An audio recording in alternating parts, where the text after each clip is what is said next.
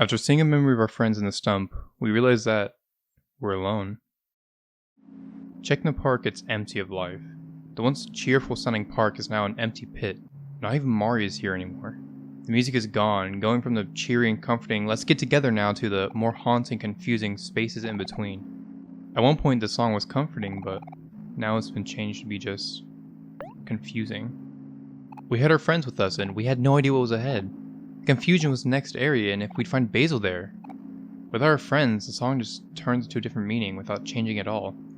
It's scary to go forth alone and it's disorienting.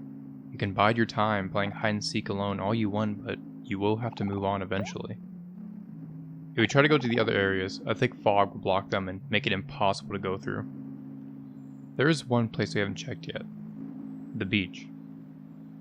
We came prior but could only build sandcastles with our now missing friends. On the pier is Mari, who is glad that we found them. Not them finding us, mind. Mari repeats the same observations we've made and thinks the only way forward is in the water. Mari asks us to help find everyone and joins us since Omori hates being alone. If we run around, Mari will ask us to stop since her knees can't handle it. Omori is really pushing Mari to her limits in headspace. First her heart, now her knees. Going to the pier is fear again. But this time Mari's here to pull us through.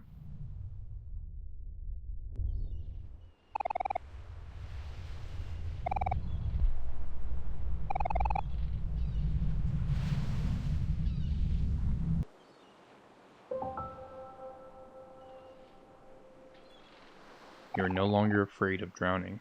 As we jump into the water, another song plays. And like the previous one, we've heard it before.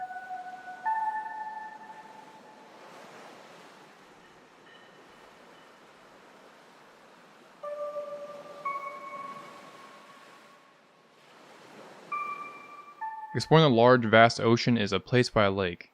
It invokes the same feelings as spaces in between, but with the sounds of water hitting a shore. On top of the fog, it's a confusing and cloudy area that we have found ourselves in. As Sunny starts to reconnect with his friends and having a sleepover with them, the lonelier headspace got. Is Sunny letting go of his crutch over Mari's passing? Exploring the ocean are various strangers and islands.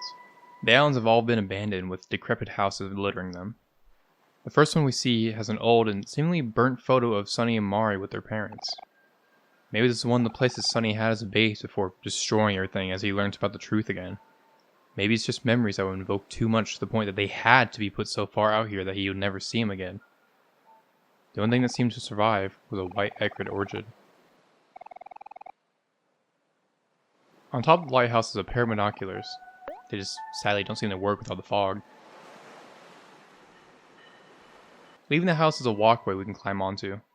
Mari speaks to us, almost directly telling Omori that he still has one huge fear left and pausing on the word something.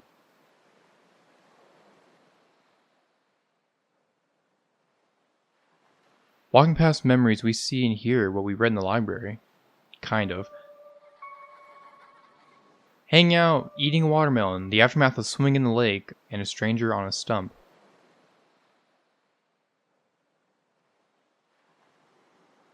As we encroach on floating curtains, and as our beloved older sister tries to reach out to us.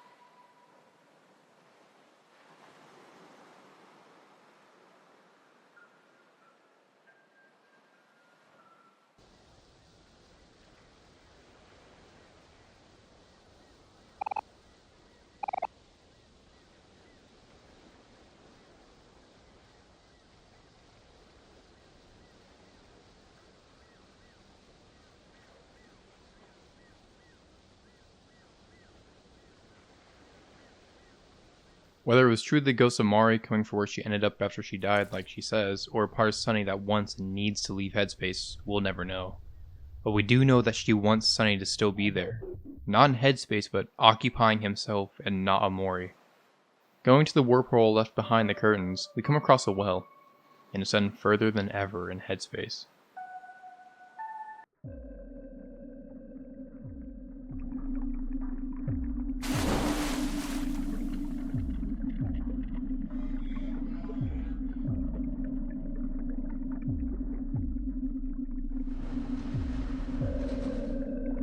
At the bottom is the M key.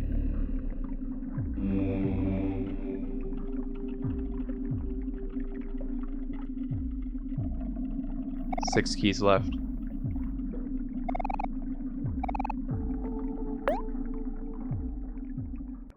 In the hole the key left behind, we fall.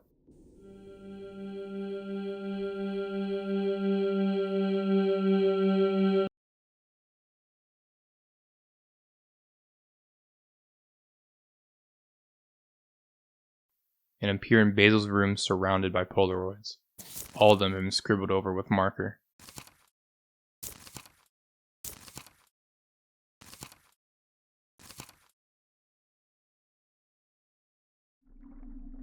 Back in the well, it's high time we find our friends.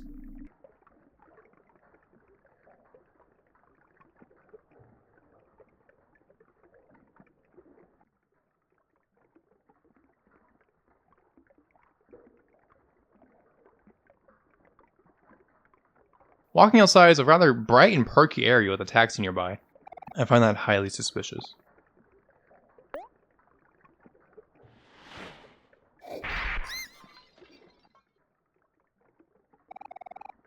As we walk by a sign that says Last Resort, we find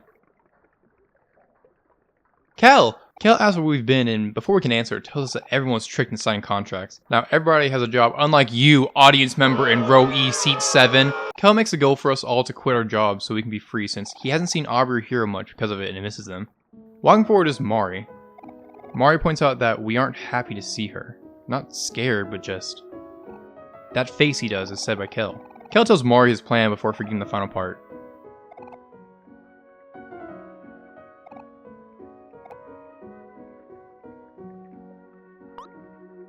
Forgetting Basil's a little worrying, but it's fine. Whatever, probably just work-related brain issues. Probably. Nearby is people on vacation, and that's just dumb. Waka waka! Charlene is apparently the pool attendant in an underwater casino. That's gotta be depressing. It's like that one really bad movie about the evil pool! Is he okay?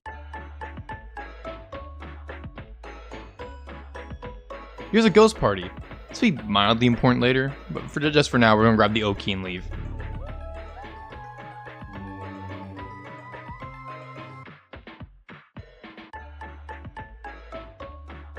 Five keys left. In the hole is... Ah! I'm gonna have to...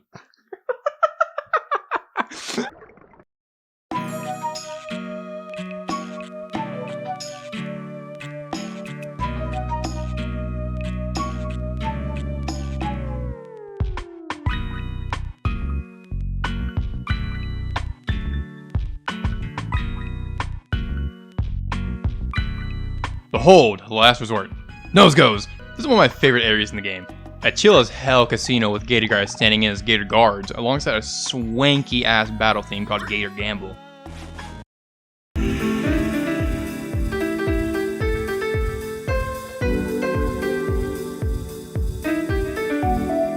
This smooth beat pairs well with Kel's incessant gambling addiction that occurs randomly. Oh hey, look at that, lucky number. The song emanates bright attraction and losing on our clams, and pairs well with the song for the casino itself.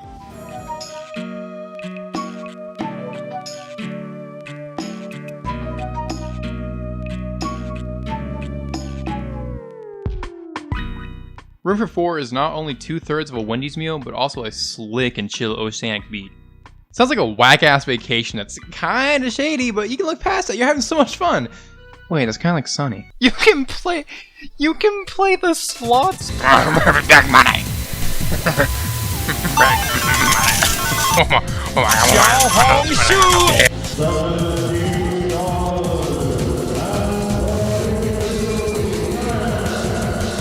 Big money, big money. Wait, I gotta gamble. I need more gamble. I got one.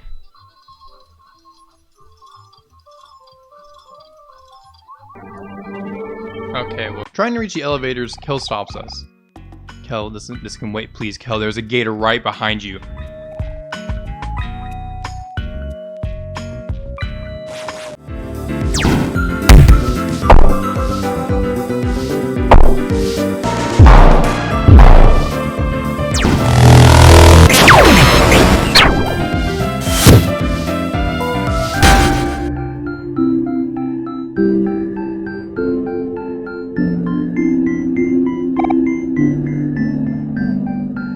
In the bathroom, I spot with my beautiful blue eyes another key.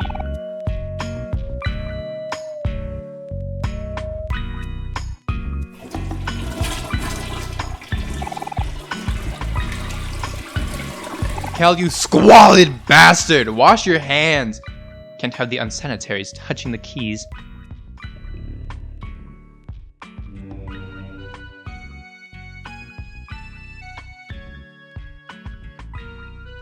Four keys left.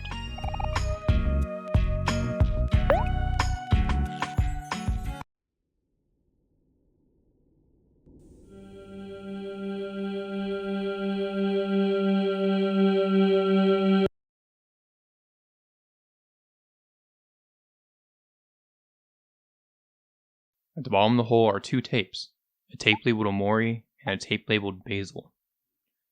Picking up the Omori tape, the other disappears.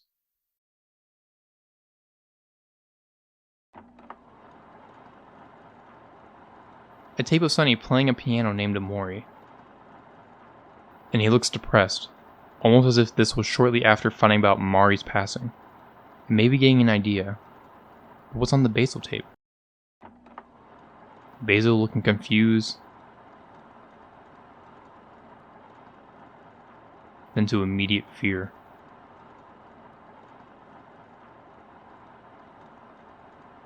We'll delve deeper into the implications later. And the elevator is Mari. Genuinely one of the worst picnic spots you could choose, but you do you, girl. Aubrey's on the 5th floor, probably. Knowing Kel, there's something we're forgetting.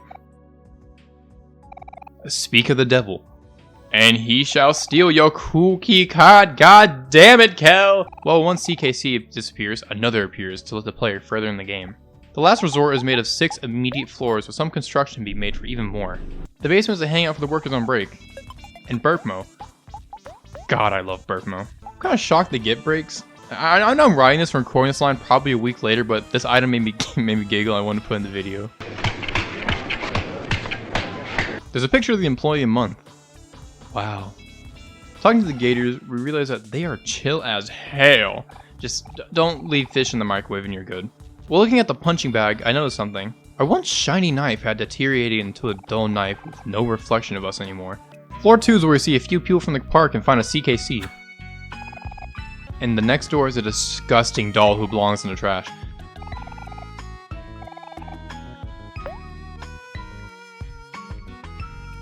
I said back to the trash, you monster. Stay where you belong, you beast!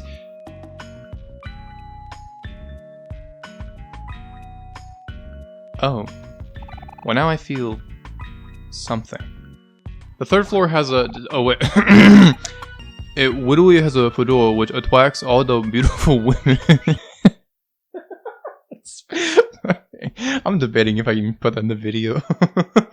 The 4th floor is still under construction and has a surprise for later. On the 5th floor is a hallway of the history of this casino's owners, all of them being from the Jocelyn lineage. Wait a minute, back it up. This is the blackjack shark. Blackjack is gambling. Did Sunny base an entire area on blackjack?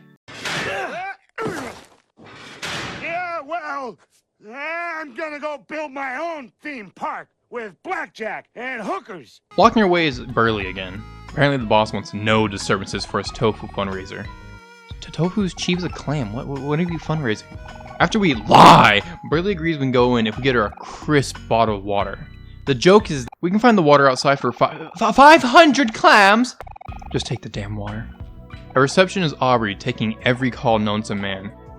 looks hellish and sounds like it since Aubrey immediately starts complaining about how three people canceled the meetings today, which makes it nigh impossible to reschedule with all these useless events. But don't even get her started on the fundraiser for tofu of all things. Yeah, Aubrey, tell him, girl. Who would buy tofu? Apparently the big chum upstairs wants this, but this doesn't matter. Deep breaths in and out. Oh yeah, Basil, we gotta save him. Omori gotta be seething hearing that. Or maybe he's not. What is he feeling? Who am I talking to? We can leave, but there's something we're missing.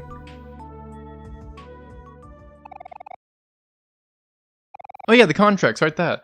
After a long period of silence, Jocelyn calls everyone to the office. Honestly, how rude leaving him silent for 10 seconds. There's a reason you're getting fired, Aubrey.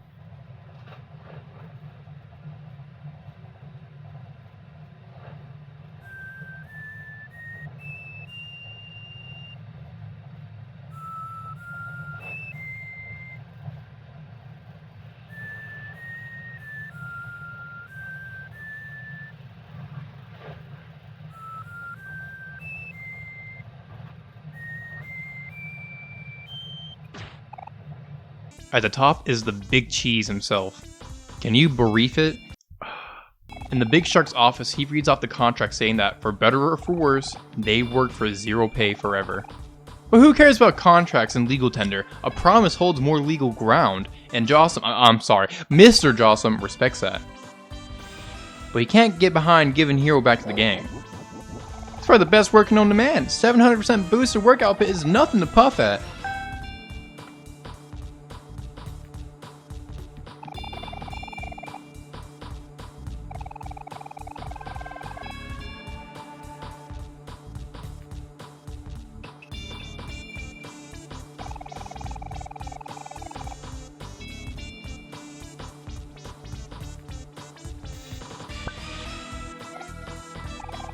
Good God, Hero works hard. Okay, so it's understandable, Mr. Jocelyn, that you want to keep him, but one, that's very shellfish of you, and two, he's vouched my run and gun build, so I'm gonna need him back. Hero, what an ass. Forgetting about Basil? Doesn't matter since he redeems himself by saying his friends are more important than just a measly piece of paper. Which gets the big clam up in fins.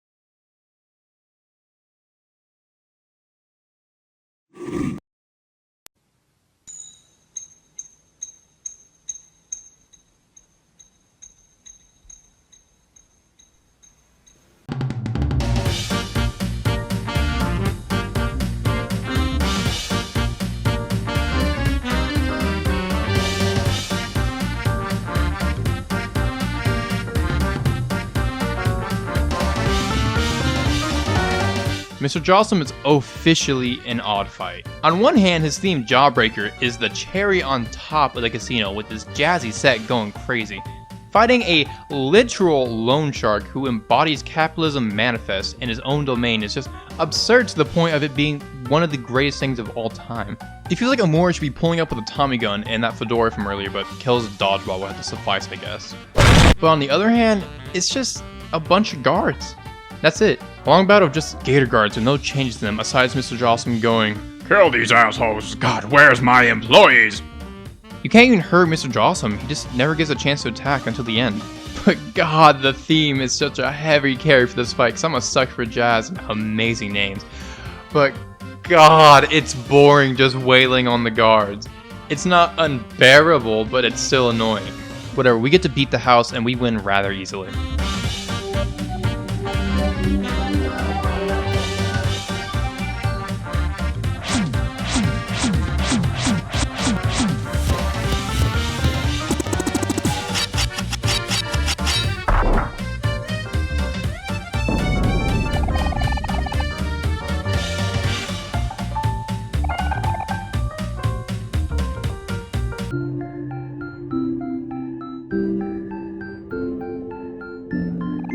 Okay, seriously, if Gator Guards is all Mr. Jocelyn has, then he really needs to up his defense budget.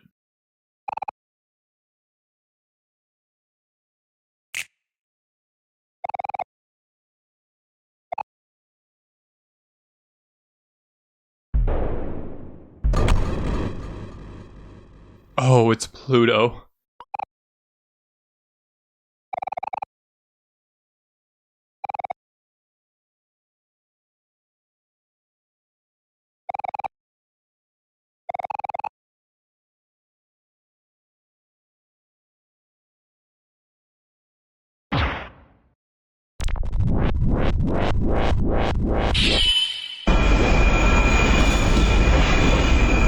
Oh, yes.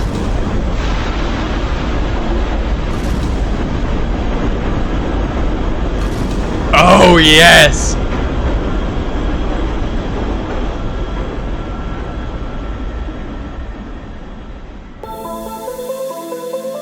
This power! This incredible power is unnatural!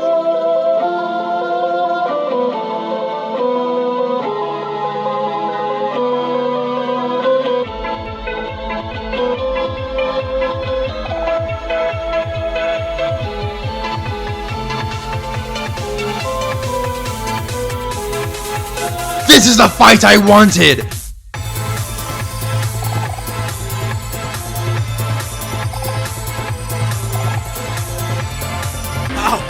How is he this strong? How many push-ups did he do? How many sit-ups? What kind of juice did he drink? Good God, I love Pluto. Not even just this fight, but his character. A literal planet forsaken from even that title, being the stoic master of fighting. He never gives a weak, limp-dick excuse of a fight, which is just what I want. Screw all these limp-dick boyfriends and chicken shit princesses. Screw this 24/7 spew of memories and gator garbage. Screw sibling pride. Screw the rabbits. Screw all of it. This is what I wanted. A good, honest-to-God fight with someone who feels the same. Pluto is the true final boss of Last Resort and is much, much better than the Mr. Jocelyn fight. Starting with the second greatest song and build up for a fight in the game, Pluto brings you to the stars. He takes you for a ride on the Pluto spaceline to his home field advantage. Golden Vengeance is a song that just feels powerful. It has an aura of unstoppable force while also being the immovable object. It perfectly encapsulates Pluto. The planet who is stripped of being a planet by his own hands and roams the stars made of insurmountable strength. The fight is just as powerful as his theme, since Pluto don't play no games. He fights. He will do over 100 damage and keep buffing his own attacks to the point of insanity, because when he flexes, he feels his best! And his best hits like a goddamn nuke, which is fitting considering he taught Kel to flex. But this student has far surpassed the master.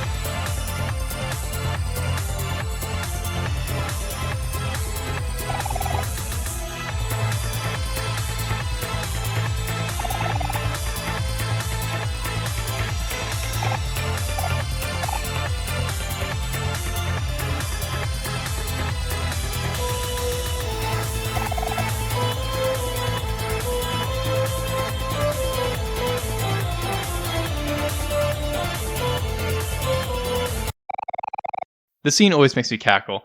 Just the idea that either Pluto really quickly fixed room or Omori just imagine his true power manifesting like that.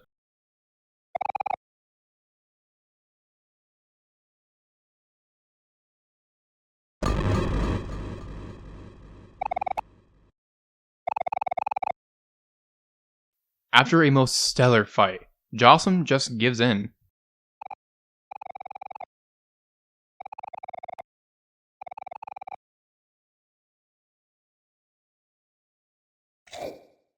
And he immediately goes back into character.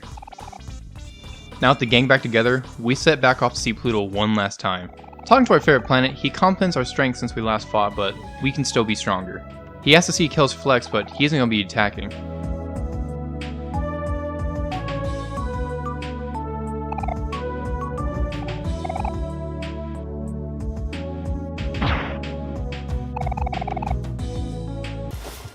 Goku, get me off this planet right now. I'm serious. Instant transmission.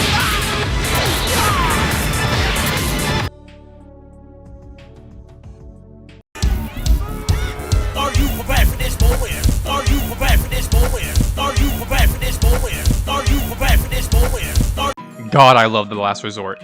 It's such a chill-ass area that is too damn short. It's so fun just to be here and listen to snazzy jazz forever. The entire area's theme of underwater casino just grabs my attention like no other. Running around and seeing this goofy-ass casino run by a cartoonish business shark who is just so goddamn lovable. I could never hate you, Mr. Jocelyn. Mwah. From the entire running gag of Kel being a pain in the ass for everyone in the casino to Pluto coming back for a final test of strength, I could never find something I dislike about the area aside Jocelyn's fight, but it's fine, don't think too hard. A place deserving of a nice and beautiful S tier.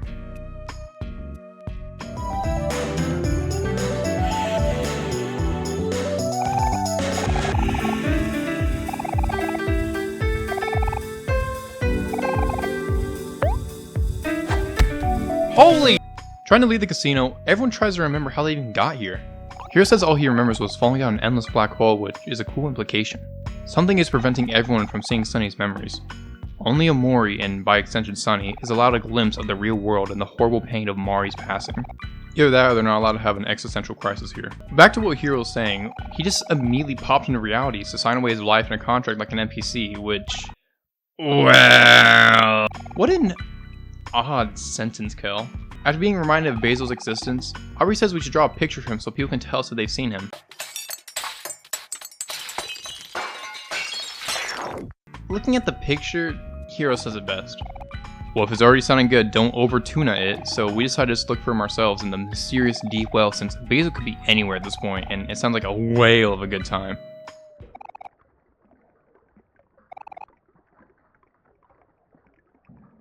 So the gang back, we have two options. The Endless Highway, or taxi. We make the best decision and taxi away from the last resort and sink deeper into the ocean. Hi, Patooey.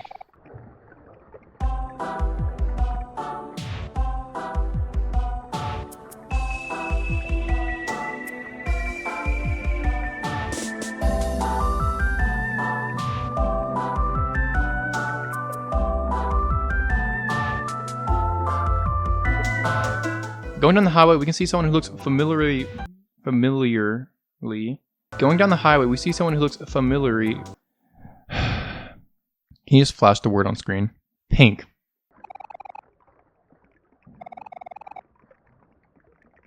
Oh god damn it. We get more love stories from Sweetheart as in the one day we've been gone, she's already got a divorce from our space captain. Guess it's song title. I guess you guys aren't ready for that yet. Sweetheart in the span of a day gave up on love since no perfect suitor exists except someone who's exactly like her. Or just literally her, as she's going to see sea witches who specialize in special demands. Now on one hand, Sweetheart isn't our main goal, but on the other, she could become it if left ignored, so best to snuff that out real fast. But besides that, we have two paths to take. The path of adventure, danger, and most importantly, free. Or the quick path that costs like, maybe 2,000 clams, maybe 3,000 max. I'm choosing to flaunt my wealth for now.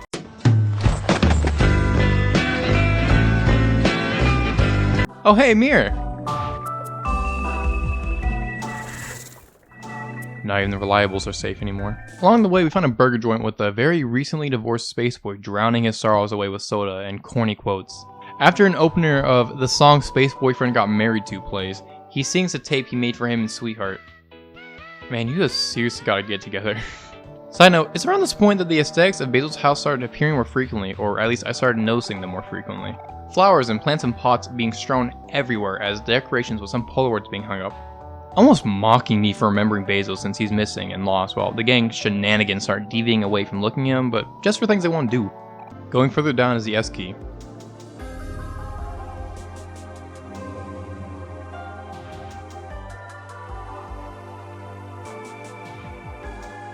Three keys left. Going down the hole.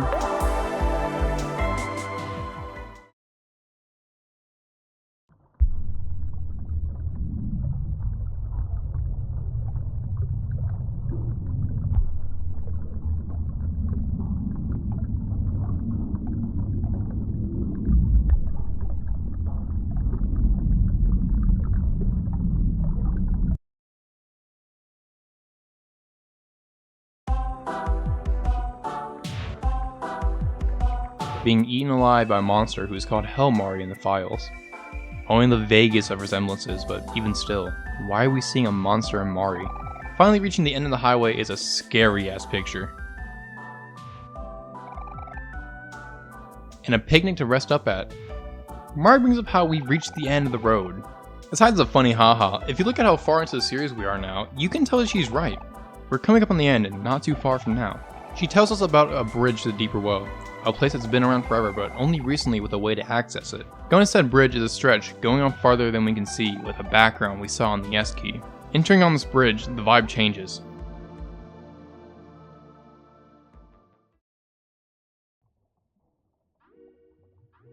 We go from upper tier ocean levels to the deeper depths. The area is not tracked by man, full of creatures almost alien in nature.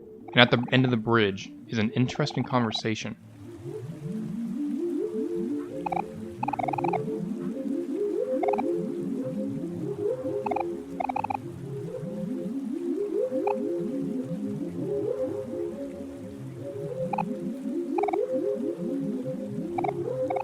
This is where doubt creeps into everyone's minds and starts to occupy their memories.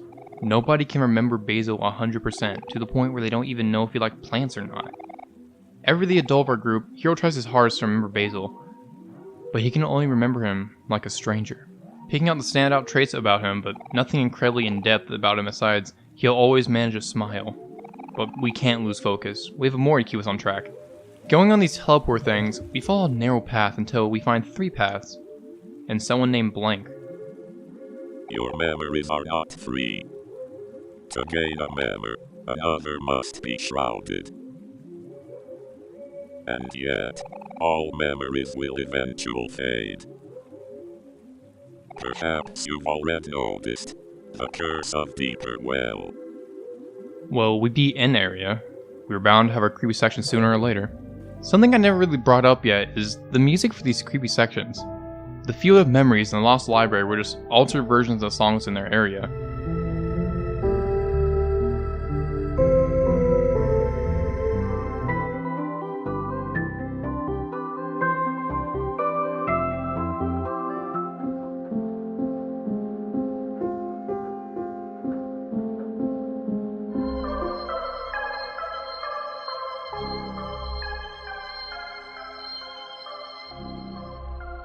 Although it does seem they've evolved from the field's slowed and pitched down version of Sugar Star Planetarium to the Lost Library's cover of Cat's Cradle, and now the original song for this area's creep factor. Aquafire stands out from the other 2 songs, aside from being completely original. It didn't sound comforting like you're remembering things like the other 2, but instead like confusion. Almost like you've been given so much thought that you don't even know what to do with it. This is a confusing part, not just for us, but also Sunny. His whole life has been the same for the past 4 years, and it's all been flipped upside down. He's seeing people, learning how everybody's changed, slowly dissociating from Headspace, and finally coming to terms with Mari. It looks like he's going onto a good path, but thinking more also shows the opposite. This very apparent mentally ill kid is moving away from everything he's known. Everyone can say it'll be good for him, but moving away from your friends hurt, and moving away from your family hurts even more. Even if he never faced the truth, he was still near Mari in some sense, even if it wasn't on the same floor as him. Tony, what were you on? So Sunny has learned so much, but what is he supposed to do with it if it won't matter? The day after tomorrow, anything could happen when he leaves. Kel could become a scholarly genius. Hero could drop out of college. Maybe even Aubrey could undelinquent herself and start becoming a better person to look up to for the people she hangs out with, aka the gang. Basil could even... No, Basil wouldn't change much. So, it's shown to us just how wrong everything is. Exploring the unexplored, seeing the unseen, uncovering the truth we've hidden away. More on that truth later. As we walk around and see the curse of the deeper well, we get more cryptic messages from even more people. With time, what is important will change. You must choose what you will keep and what you will cast away. Not everyone has that choice. Humans are bounded creatures. Your limits are what define you. What makes you human? When trouble shows itself, there is always the choice to run. But one day you may find yourself running alone. The sun shined brighter when she was here. What if it's up to you? What if it's only up to you? Carry on, dreamer. You're the only one that can. The universe is full of questions that you will never answer. Yet, there are also ones that only you can answer. When the truth is revealed, what will you do? It is selfish to dream for so long when there are those who are expecting you.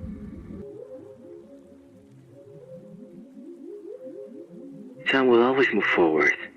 Eventually, the truth will become clear. You know this well, don't you? Dreamer. Reaching the end of our path is a branch coral. A long time has passed since you ventured this far. Deeper layers of his world open up as the dreamer grows more desperate. Even imagination is limited. You have questions that I can answer, answers that you've forgotten. I'll lay them out for you. If you're curious, you will choose. Talking further to the branch coral, he gives us answers to 3 questions. Asking about Basil has him tell about how Basil is no longer in this world. Back when he almost gave up the truth about Mari in the beginning of the game, he was reborn. Due to how special of a bond Sunny and Basil have though, he couldn't stay away from the truth. Something only a friend could do, which would go against the everlasting goal to repress it. The only way to find Basil is to give it all up. Remove yourself from headspace and move on. Save Basil. And Sunny needs to save himself. But Sunny already knows what he needs to do. Asking about Neighbor gives us descriptions of 3 great beings. The oldest, who has had time change him and removed his consciousness and has evolved into a parasite into himself. The wisest committed an act that went against the dreamer so much to the point where he stripped her of her wisdom and banished her into a deep special prison. Finally, Neighbor was the dreamer's favorite, and was chosen to watch over the stump and door to white space.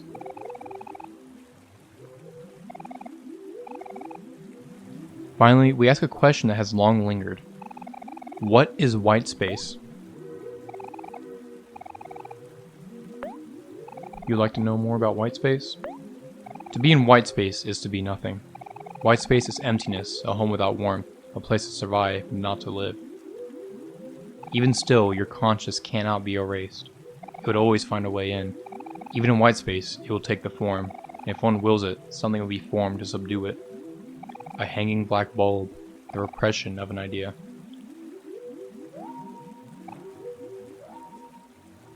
Yes, perhaps it's time to admit that you're a human, dreamer. Once we have listened to the answers given to us, he offers us power on top of knowledge. Just beat his challenge and we'll become even stronger.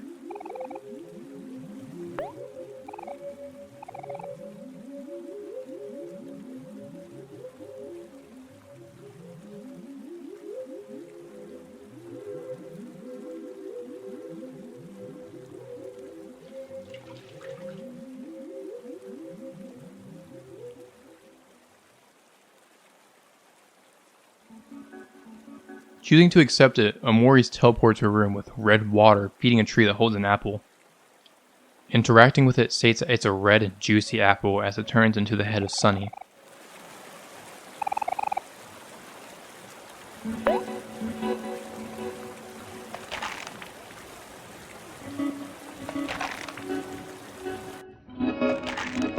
Choosing to eat it, a disgustingly juicy chewing noise plays as a frame of Sunny drowning comes up, but filtered red and tendrils warble around him.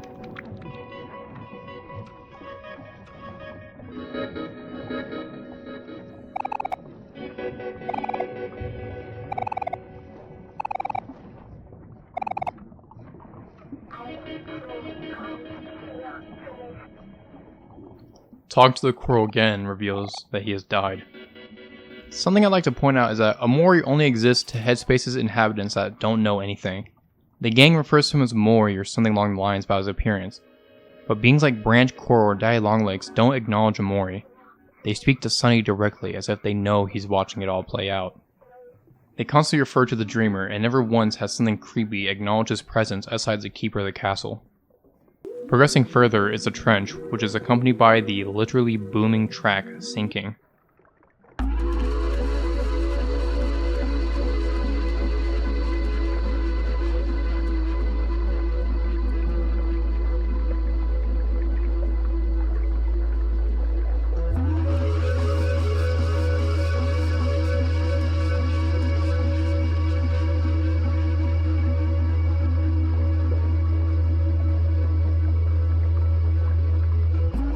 This is it. He's dug his own hole. Sunny has ran as far as his mind can take him. The very bottom of his world. The physical embodiment of oppression in Sunny's mind being represented as the underlayers of the ocean. Where does the end lead? What could possibly even be here, since we know it won't be Basil? It was never Basil, no matter where we went. But the stranger who looks like Basil kept leading us to our memories in a hope to try and bring Headspace to an end. To bring Sunny back. If he even is still there. This is the part of the game where I had an inkling of a thought about the stranger that I'll bring up later. The last time you fell into deep water, were you truly saved, or were you cursed?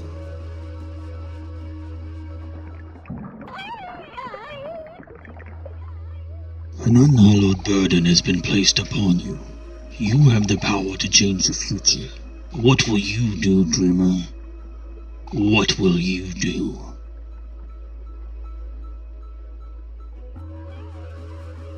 How far will you go to save a friend? As we reach the skull atop, we see for the first time ever Mari's picnic basket. Alone. And as all the tension is reaching a climax. What the hell is this doing here? He tells us that Sweetheart went inside him earlier with a really terrible joke. And that a family of sea witches live inside of him and feed Humphrey. Oh, how kind. Since we gotta see what Sweetheart's doing, we jump down Humphrey.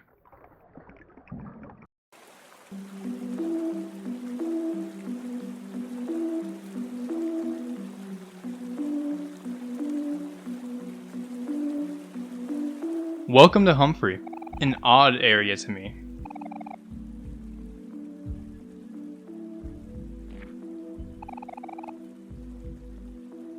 I'm an idiot!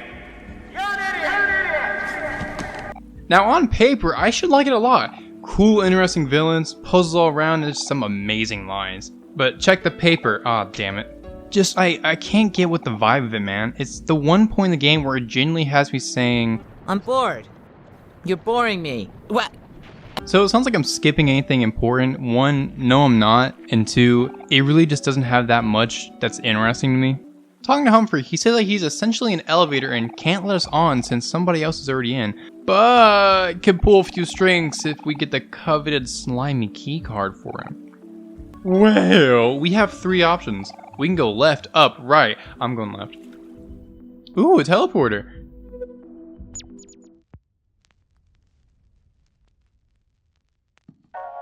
Oh. Oh no.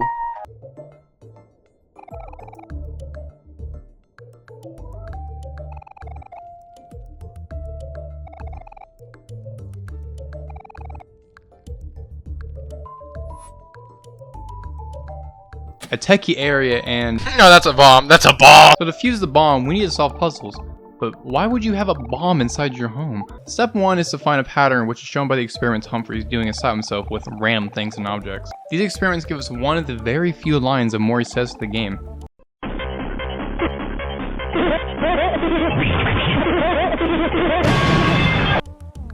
How insightful. Anywho's, it goes, slide to the left! Take it back now, y'all! To the right now! Cha-cha, real smooth! Don't actually put me singing there, Tony. I will fucking belt you. Step 2 is a run through an area with masochistic robots.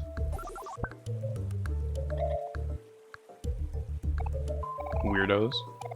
Man, a watermelon! The area's fight track, Squall, is pretty good, though sounds like a PS1 RPG track, which is always a banger.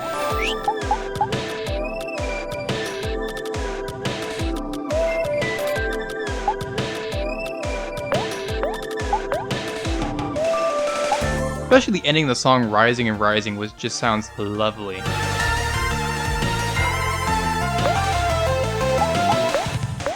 Don't got much else to say about it.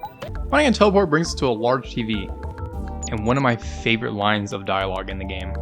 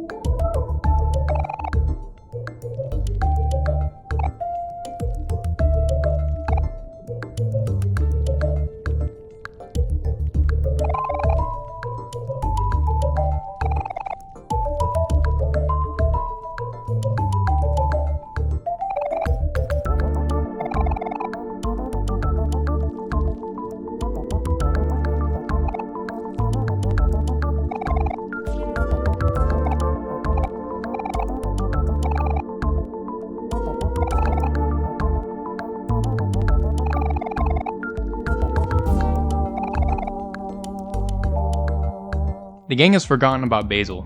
Not vaguely, not about part of him. Basil no longer physically nor mentally exists in their minds. Although slowly throughout the course of the game, the branch coral's words came true. Basil was removed. Anyways,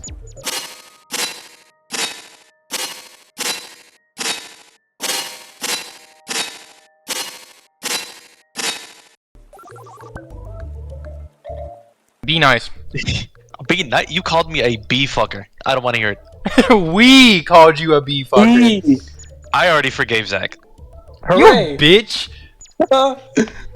Bitch. Be nice. At the end is a few Humphreys just wearing the code.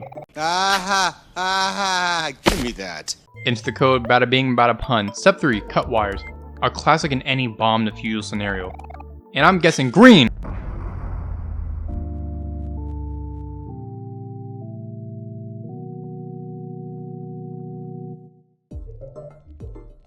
Okay, well, I guess I can find the pattern.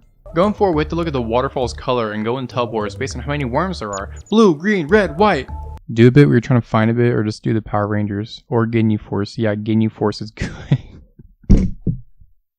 That's a real note in the script, by the way. Or Ginyu Force. Yeah, Ginyu Force is good. I'm a dweeb. And just like that, we have defused a bomb. Empowered another teleport lets us see what Sweetheart is doing with Squid Sister 1, Molly. It makes Roboheart, who is hellbent on murder and coded sentences. Now I just feel bad. Sweetheart doesn't like it and runs away before paying Molly. What an asshole! Well, we're back, so it's time to go. A red area awaits us, but that doesn't matter since Marina isn't seeing anyone right now. Oh, that's assuring. This area is filled with this theme of kid-friendly Outlast characters, with them being made as things like sand and multiple birds. That physically doesn't make sense, but we ball. Not nice and slow. Not nice and slow. Oh, fast and vicious. It's so over. Putrid and quick. It's over. Oh my god! I unironically died in Omori.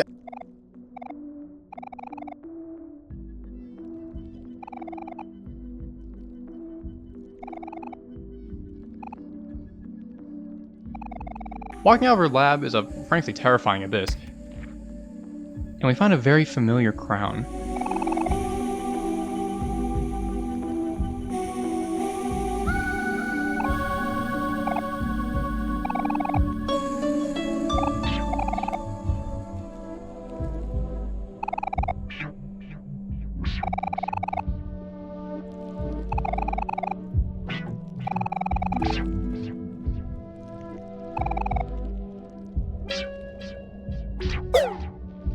It's like getting stabbed with how much they're shoving in your face that the original quest is gone.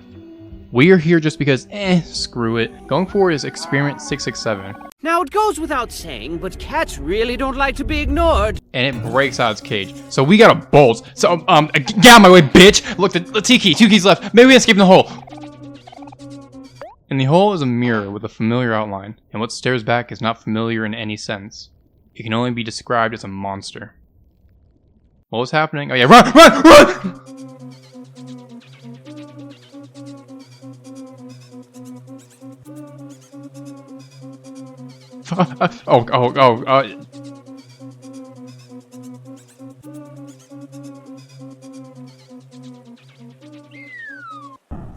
What?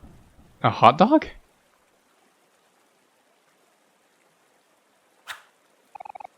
In the lab is Marina making Sweetheart's perfect suitor. And instead she makes something far greater. Something that's more beautiful than the waning sun.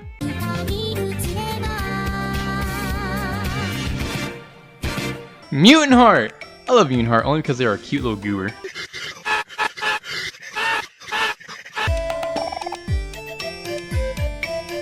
Well, only one way through now.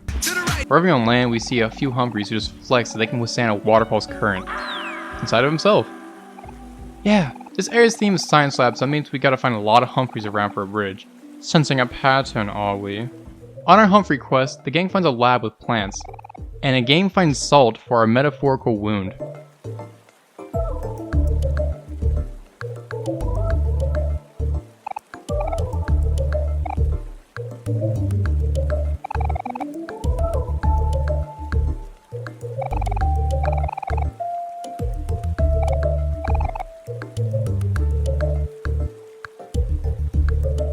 They don't even remember the name of Basil.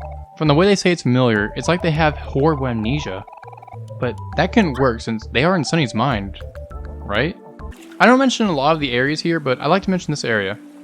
Oh my good god, I hate looking for these stupid ass Humphreys! I am satiated. What are we doing now?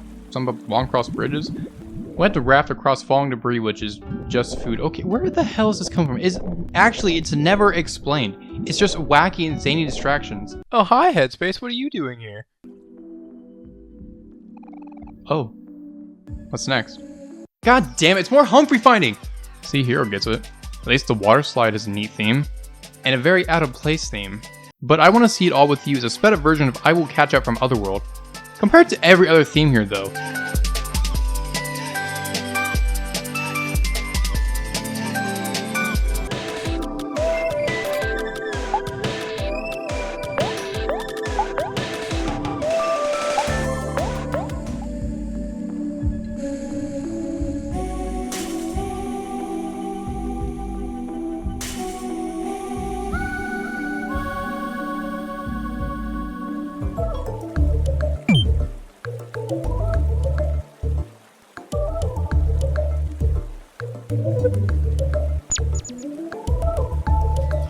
They all sound like water level themes except for this song. It's so out of place. Anyways, what we're doing? Oh yeah, going into the lab. Medusa is cooking up a test tube baby, and this baby has a blinding power.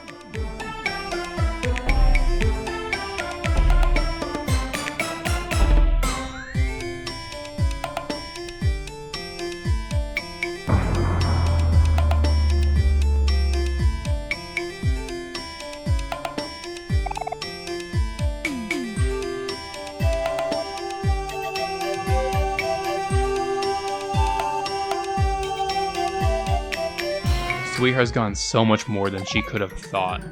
Perfect Heart is Sweetheart, without imperfections. Powerful to an abnormal degree and glows, exudes perfection. She exudes grace and has the most splendiferous face. Unlike this jackass here.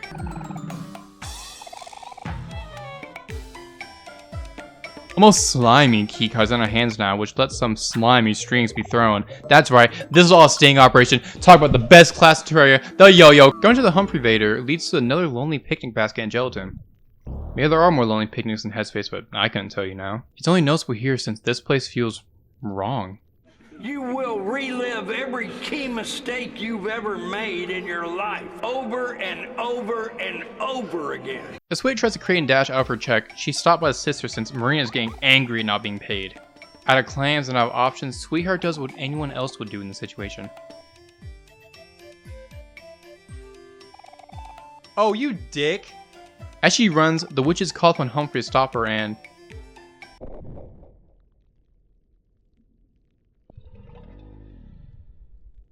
he sure does stop her.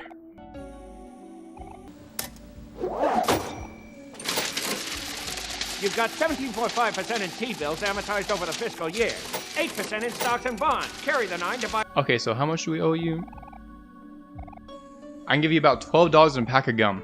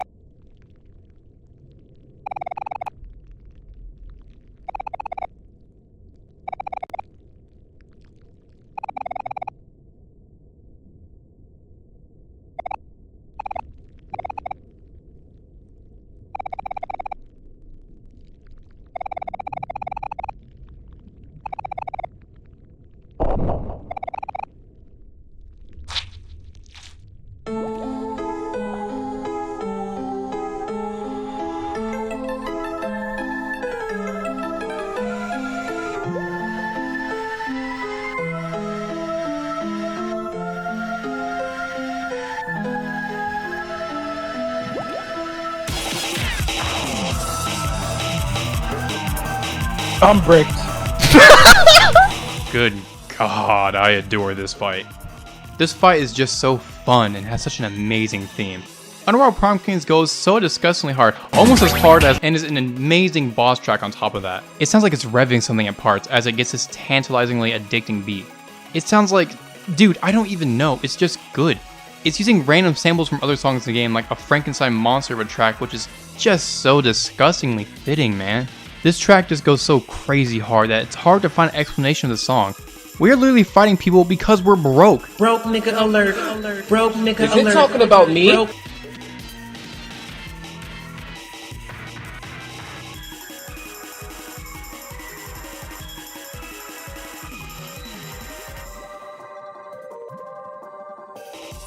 I can't stop listening. I don't know how to explain it.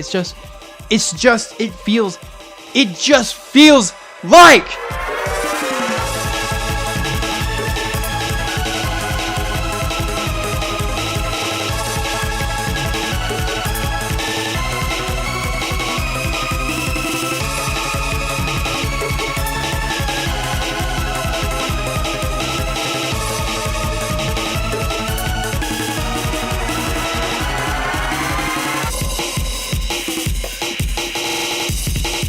The fight is fairly basic on paper, but that doesn't detract from it.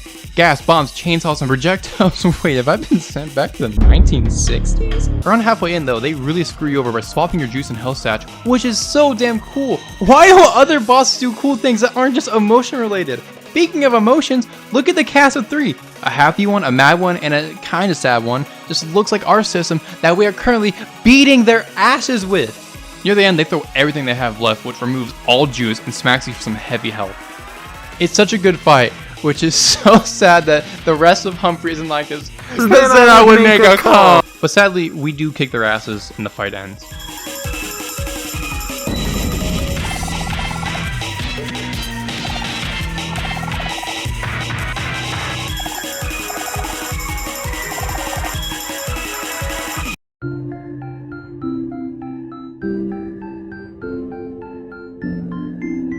That was fun, but I feel like I'm forgetting something. So we are dumping our bills, memory gal's wanting money, Humphrey not having enough clams. Wait, Humphrey? Oh yeah, Humphrey. Okay, so we don't have enough money, and the gals don't either. Whale, whale, whale indeed. Humphrey then reminds us that we're inside of him and swallows the emotion mermaid gals. We need out now, since Humphrey is very hungry for us, and as my live commentary self says so eloquently. No matter how we beg and plead, Humphrey hungers and hungers.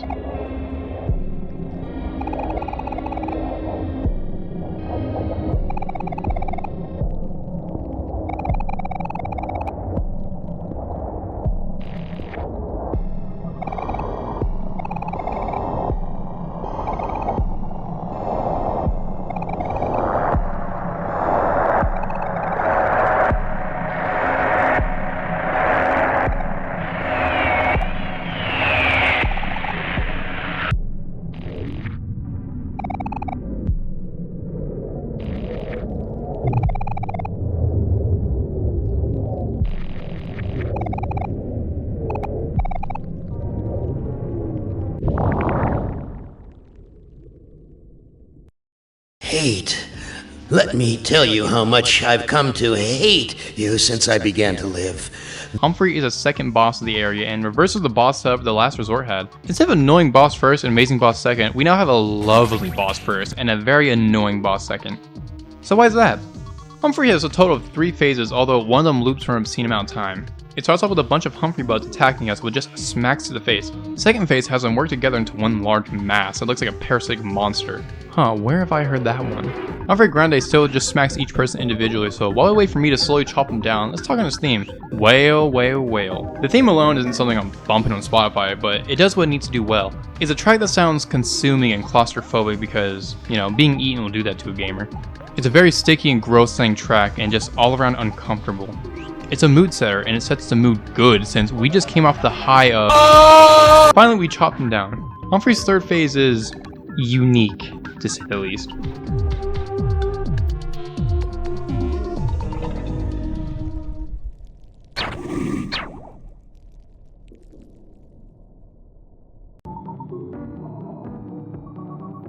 A face of a monster of a whale with a background of human bones, and as we know, there's only 5 humans in headspace. So how could their bones be in Humphrey alongside us? Phase 3 Humphrey just continuously swallows the party as we sink deeper and deeper inside of him, with a pitched down version of his Phase 1 theme called Swallow Hollow, which only adds the uncomfortable feeling. Besides an absurd amount of health, the unique part of Humphrey's fight was never the attacks or the theme. It's both the setting and the lines Humphrey says. Aside from some bizarre lines, Humphrey says 3 unique things. Like, perhaps he may be saying the fight cycle, but the bones offer another theory. Is this the first time Omori is made to Humphrey? Why does he specifically call out Omori? Nobody's done that since the party, so why Humphrey?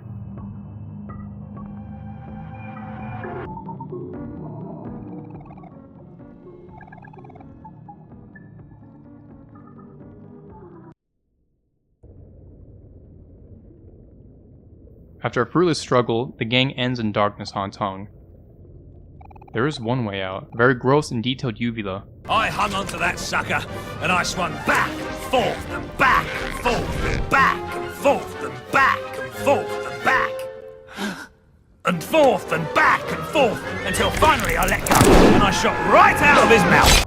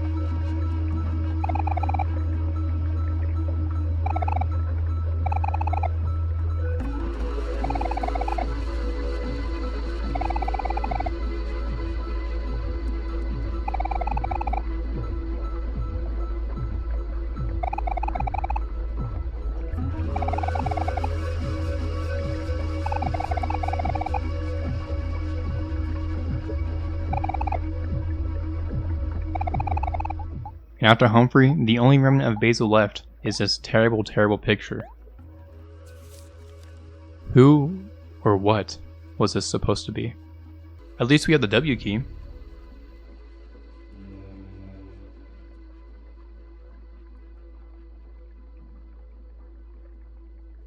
One key left. Oh, you asshole! Going through the whirlpool, we find ourselves somewhere new and hidden.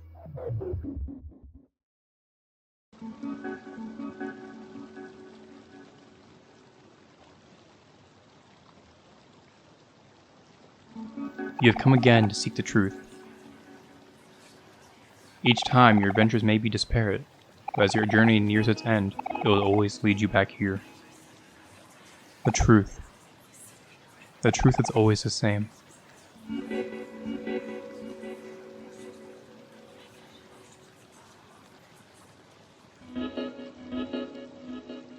path to the truth was once here, but it has been removed. It was moved to a lighthouse on a pier, then to a library banished deep underground, and after that to an old barn on a distant planet. And this time, it will be in the heart of a vast forest.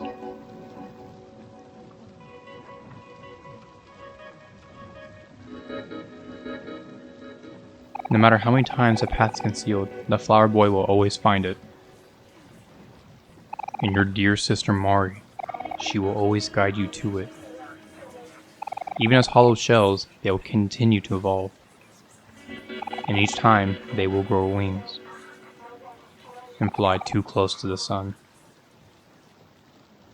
It is in their nature. They are the only ones who know, and one has it carried with her to the grave.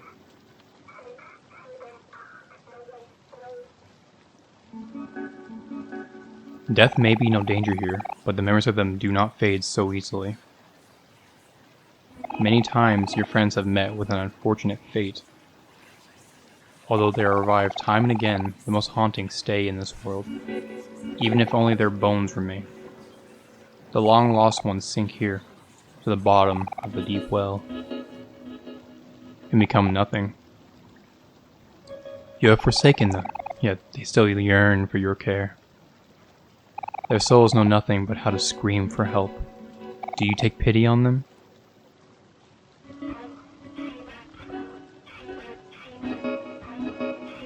Your dear sister Mari with a bad knee. You cannot bear for her to die again, so she was given the safety of a picnic blanket. Yet it is her nature to leave and to protect. And when she does, she will leave you again and be born anew, with the undying soul that you have cursed her with.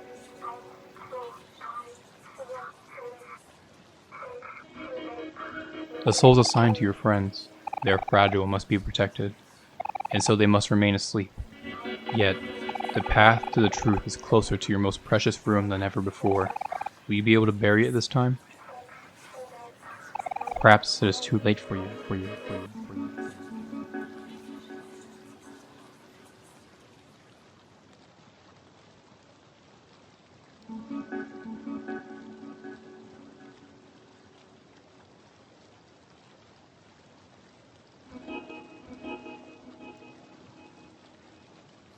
You know the keys to the other realm. They are different each time, but they all unlock the same door. The end of this journey will lead to suffering, but if you do not face this, you cannot continue. This form, though it has not shown its true self, is evil. You will not see that unless you fight it. When your intentions become hazy, they will transpire into this world like a thick fog. You will know when it happens. It has already happened before.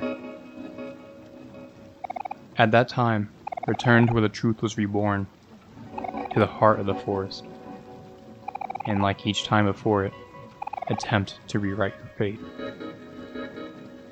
Will you be doomed to repeat this cycle over and over, or you break it? Explore this world while you can, dreamer, until there is nothing left. And as the piano's window turns into something, you go through it.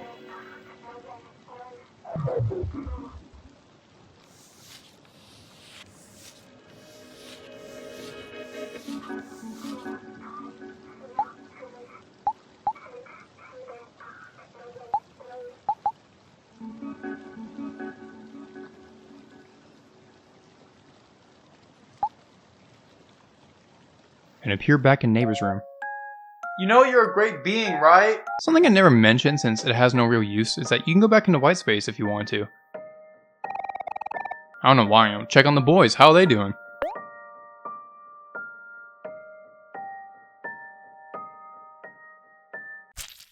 Still asleep.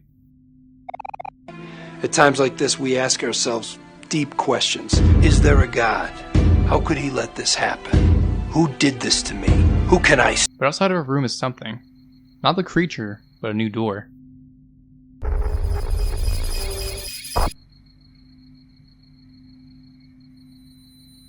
There is nothing here. Well, back to Headspace since nothing to do here at 2 in the morning. Huh? Since we're missing one more key, we still have to find it. And it's closer than you think. In the vast forest, I mentioned a ladder that wasn't as tall as a really tall ladder east of Stump. Now, in my infinite wisdom, I chose to come here near the end since I definitely didn't forget about it. At the top is Kite Kid and his kite, but since we are over leveled to the extreme, we just kinda... Next to him is the C key, aka our final piece of the puzzle.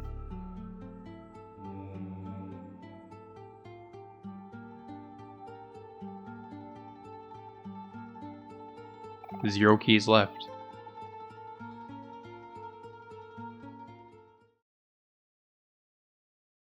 Welcome to Black Space. We flash to what used to be Basil's house. As we hear the melody for A Home for Flowers play and echo in the background, we see the floor collapse.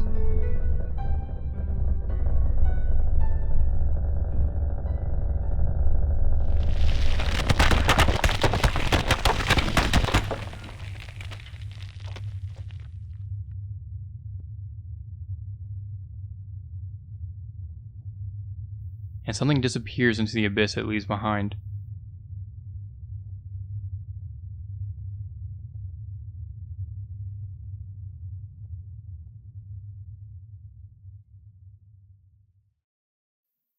Falling down the hole left by the sea key is a monochrome area with a thumping sound. And if we go ahead, we see someone chopping a tree down with a noose attached to it. This is Sunny's dad. Not anymore, apparently. After Mari passed, he chopped the tree down, and since we never see him again, he kept true to his word about Sunny not being his son anymore and abandoned him and his mom.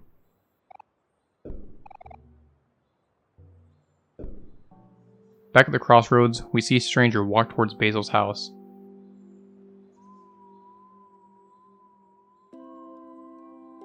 As we follow it, we hear Basil for the first time since the beginning as he described the flowers and who they represented.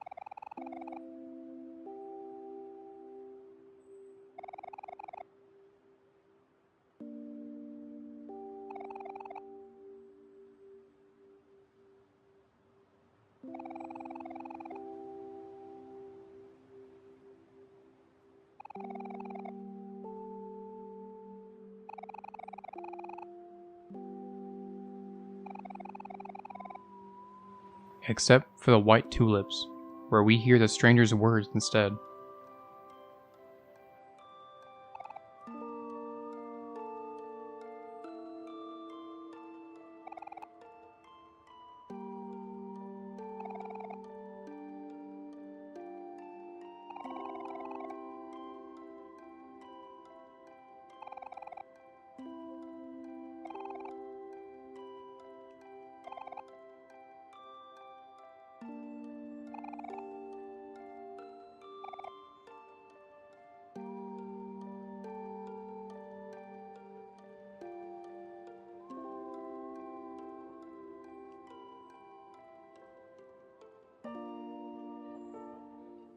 It's even foggier the farther we go, and the path feels like it never ends. Mari's picnic is nowhere near to save us.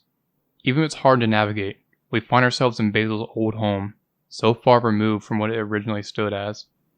So far away from the park and neighbor's room. So far away from friends.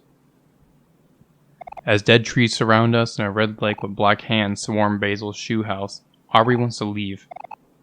This isn't right. It's terrifying. But we march forwards.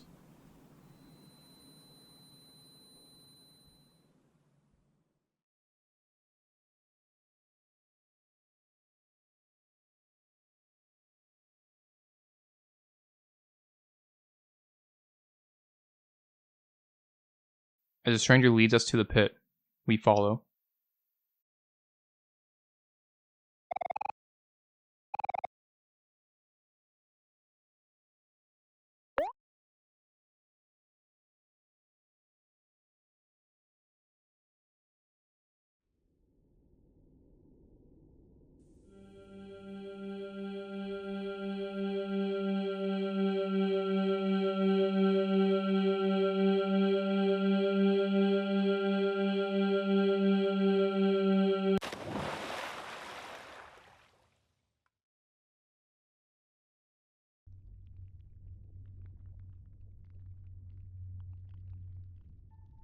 Emerging from a murky black ocean, we see a beach,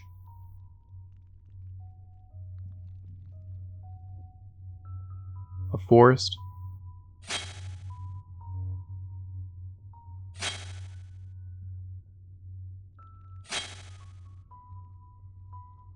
and stairs, all set to the tune of Mari's picnic theme.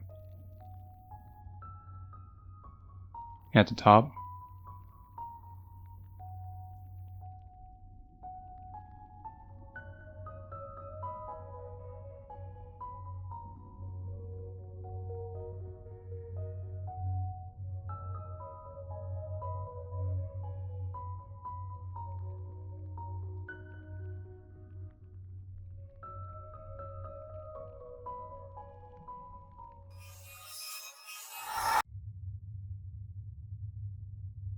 White egret orchards surround a door so new but familiar.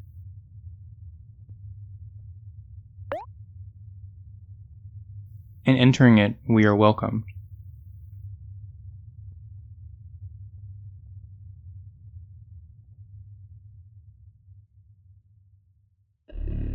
To black space.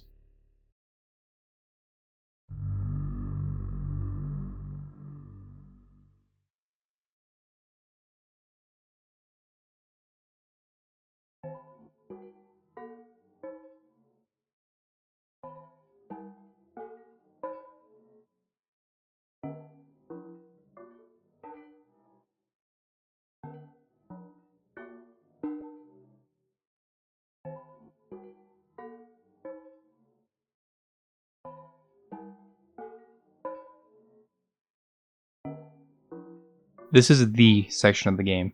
Aside the ending of the game, this is the area that everyone remembers. Black space is the direct opposite to white space. Instead of being a safe spot that was comfortable, although eerie, we were protected. Here, we are far from that. Black space is made of rooms all like this. It's made of worlds painted with chaos and bathed in darkness. This is a dark world Daddy Longlegs told us about. Black space is what Sunny was hiding away from. It holds something he never wanted to see, and he made places like Headspace above it. It was all secretly hidden over the Flower Boy's house. The person who would remember Mari. But wouldn't everyone remember her? I know for sure Hero would.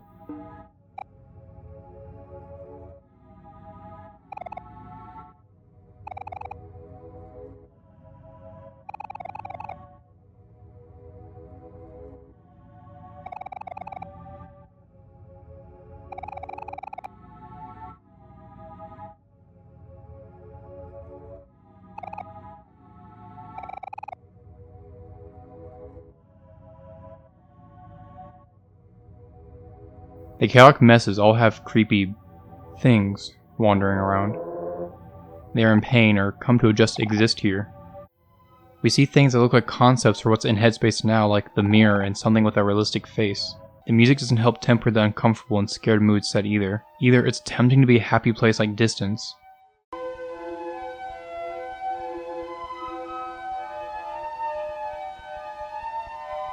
or a regretful and suffocating song like Fleur.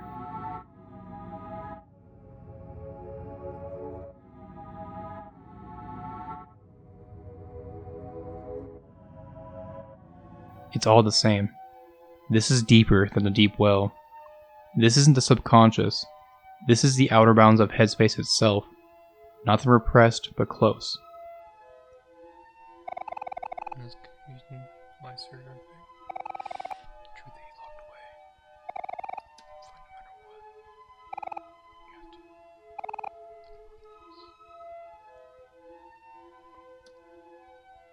As we collect a key in an area, a red hand will grab us and bring us back to the hub.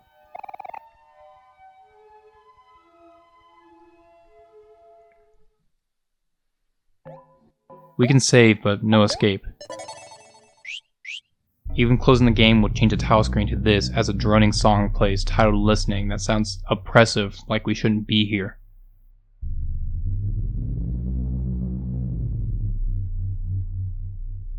The hub isn't much better with the song Welcome Back.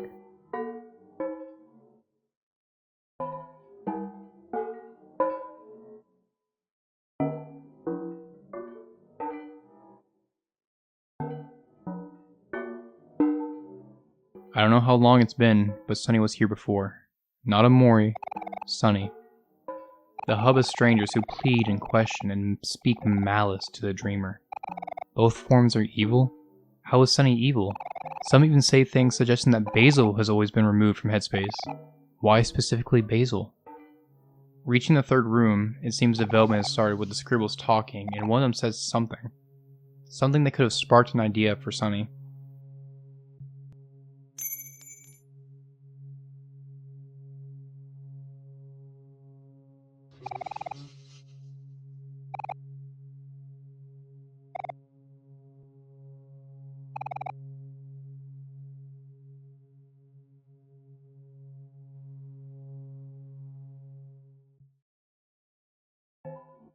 And once we come back, more things appear like our sketchbook. Now it's been painted red alongside some extra additions. In the neighborhood are plenty of houses, strangers, and gravestones. It doesn't make sense, almost like a dev room. We can even go into one of the houses with bodies being hung by their long hair.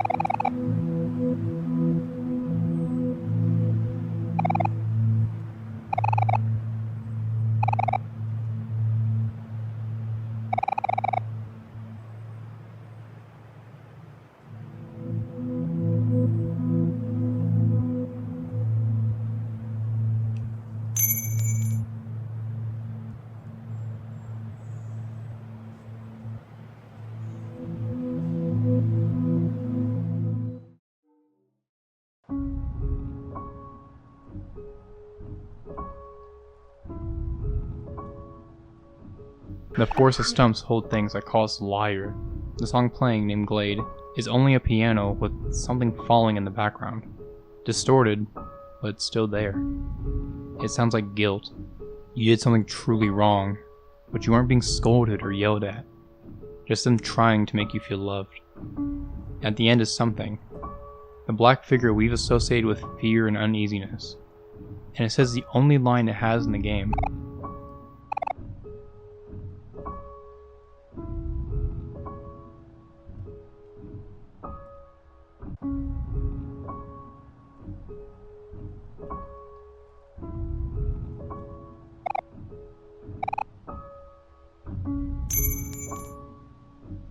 We grab the key and leave something behind. In the next room is a butler who says one thing. You has been very, very bad.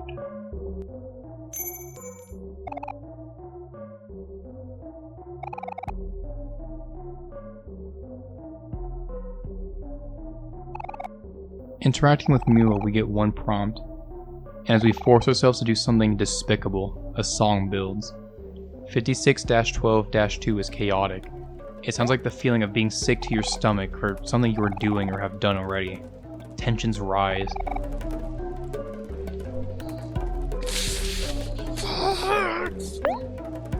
I'm turning through a shit.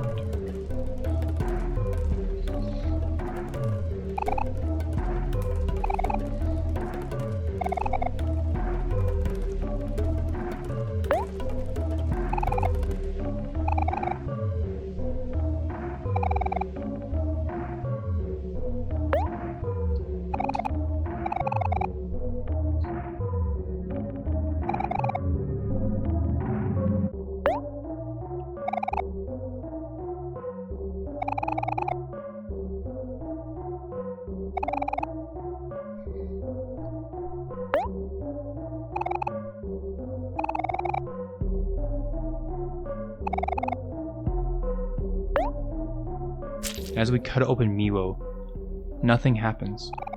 We killed Miwo.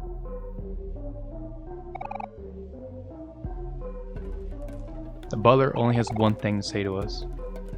And you can see the sudden and horrific realization that I had that Zirasu is the only way out for a monster like us.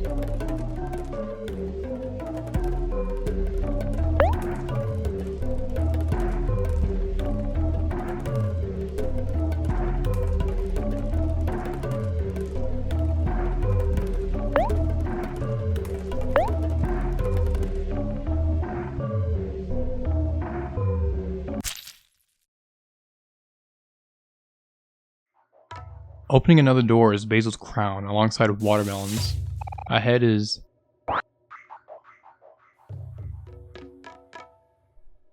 Basil? Basil is happy we found them and fixed his crown. He's been growing watermelons but misses his flowers and reminisces over the beach. There's nothing but watermelons and us as far as we go. Why not smash a few during the meantime?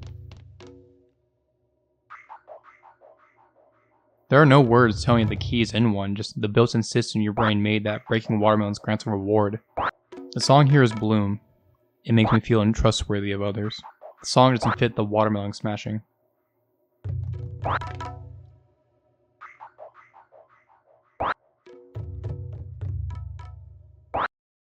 This is the last sense of humor in Headspace, even if it is pitch black. Next door is the beach.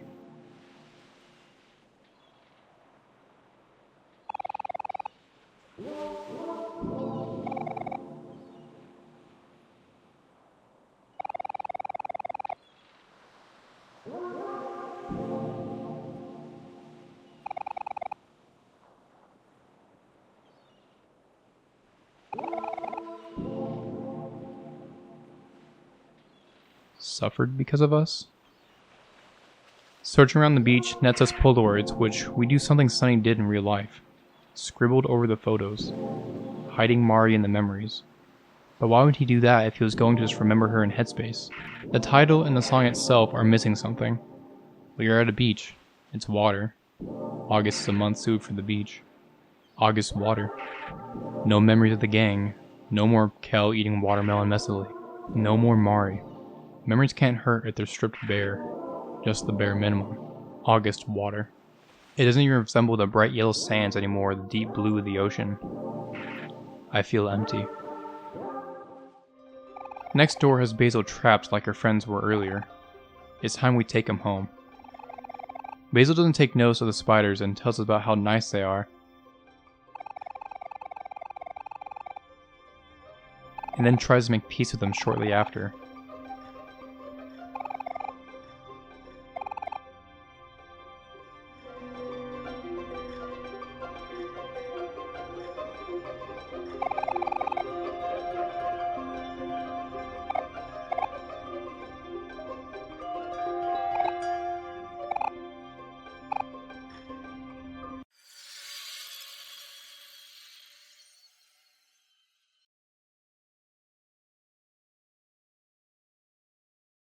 What the genuine hell could this even mean?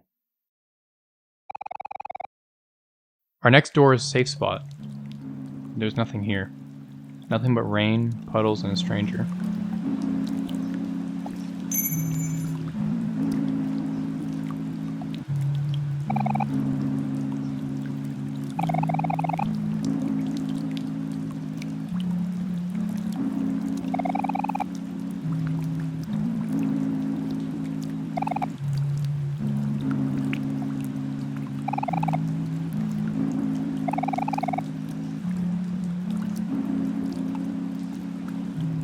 And he leaves behind a daisy. Daisies are associated with purity, new beginnings, and cheerfulness. Something that our stranger could be trying to do for us. This is the meat room. Holy sh... Faceless mannequins and horrible sound plays as these mannequins of friends run around. The layout of the room spells kill me. Does Sunny feel guilty for Mari? Did he see the signs? But that doesn't make sense either. The next door shows us a construction area with a treehouse on the top. It's terrible in the ears and you can barely make out anything, even with Omori describing the items with the most basic of words. Take the memory away and leave the basic descriptions. Outside is Basil. He missed us. I don't want to see him anymore. An elevator appears with a key.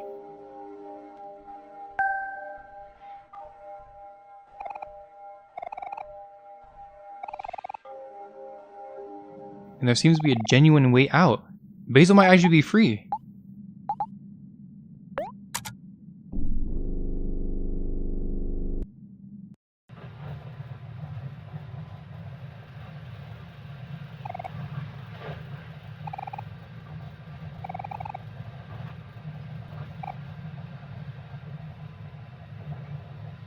Why'd he do that? Why is he a jackass?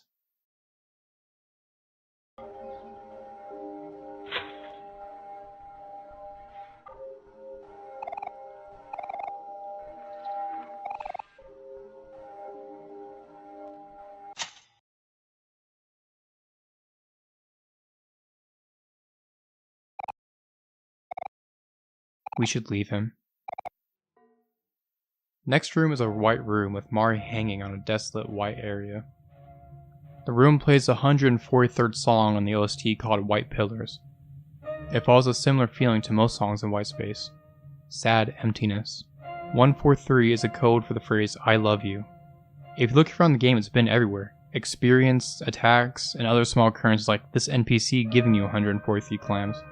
The number is synonymous with Mari and her endless affection. I wanted to mention it at the 143rd before we reach the end. Up ahead is a fish out of its bowl and a stranger.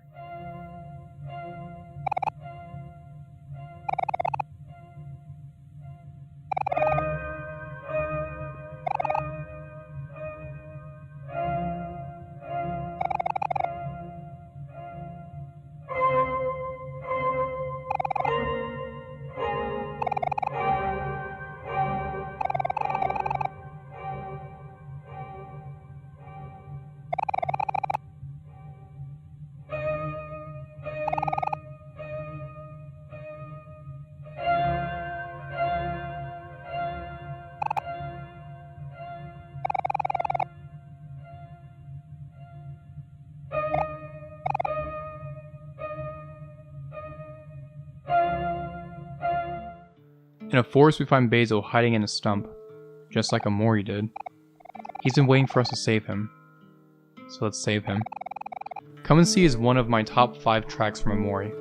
The song paints a vivid picture, either watching your world far apart looking back at the one thing that broke it, or, as said by Ampersand's Knuckles, listening to the slow lonely guitar play as the wind blows and leaves go, hearing your shallow breaths as you die, alone. Come and see. Tell everyone the horror, the tragedy. Come and see that Mari has died.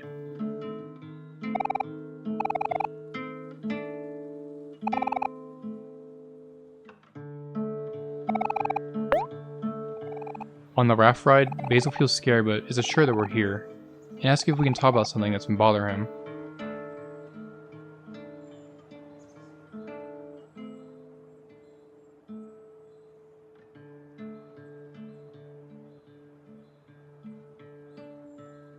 Omori, what have you done?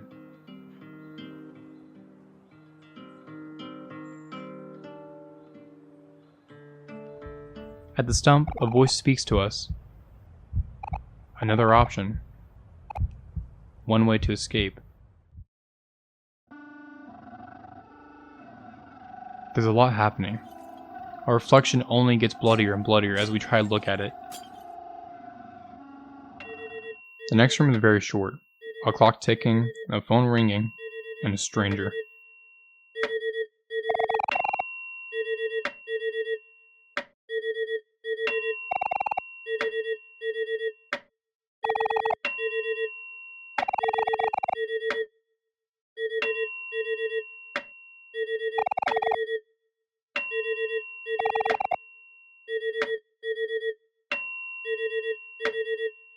I got caught before I can answer the phone, but if you pick it up, Sunny's mom will say, "Sunny, we're moving away."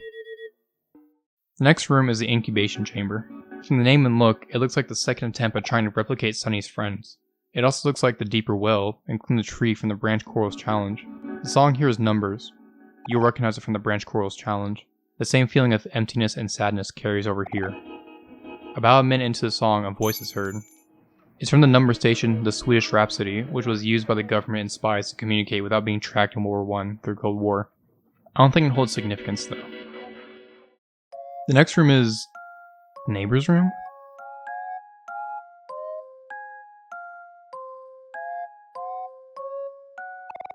He's been trying to find a way out, but couldn't.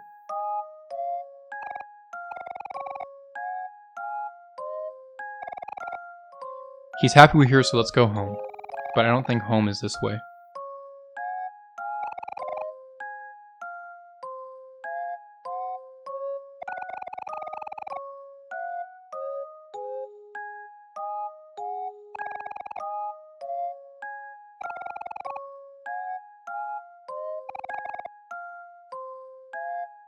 Or anywhere near here. Hero?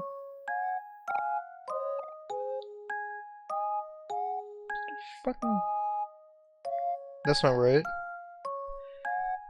Oh, there's a lot not right here.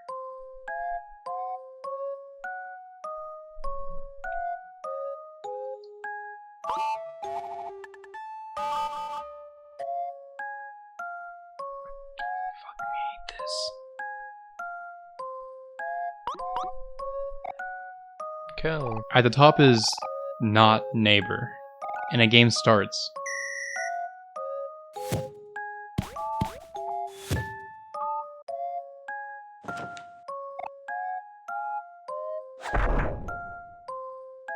Good fucking god. There's only one door left now. The door with a red spotlight.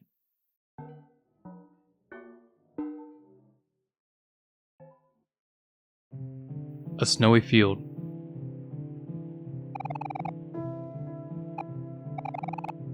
Why would Sunny feel judged by a holy figure? The slow song plays your tiled orchard. It's the feeling after you cry. The emptiness. The deep sadness that's not physically apparent anymore. A cold steak is also here. Don't know why I'm mentioning the steak. Why the reaching top is Mari's picnic basket and the church.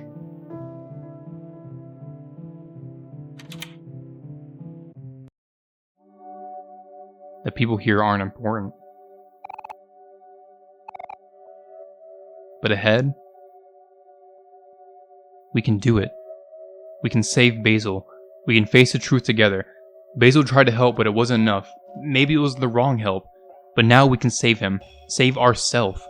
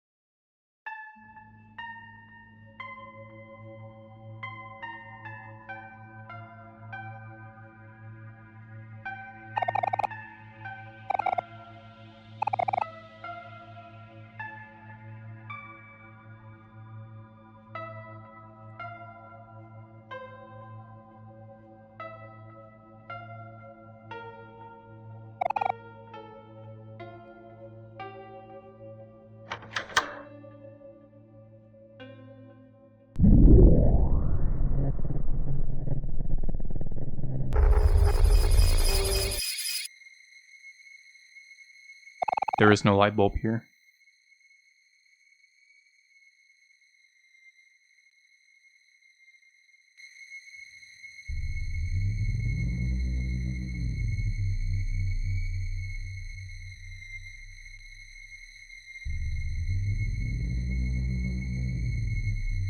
Scattered are fingers, severed fingers, bloody fingers.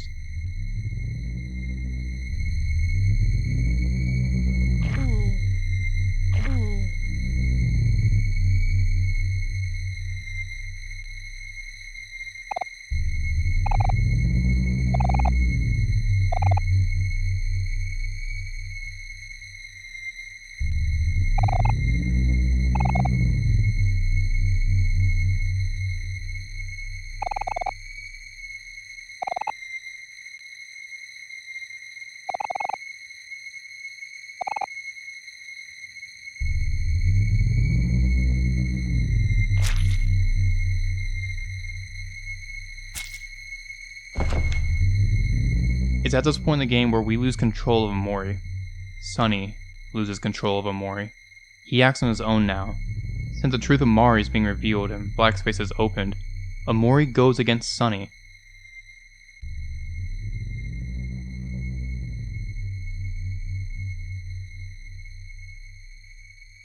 And sits upon his crimson throne.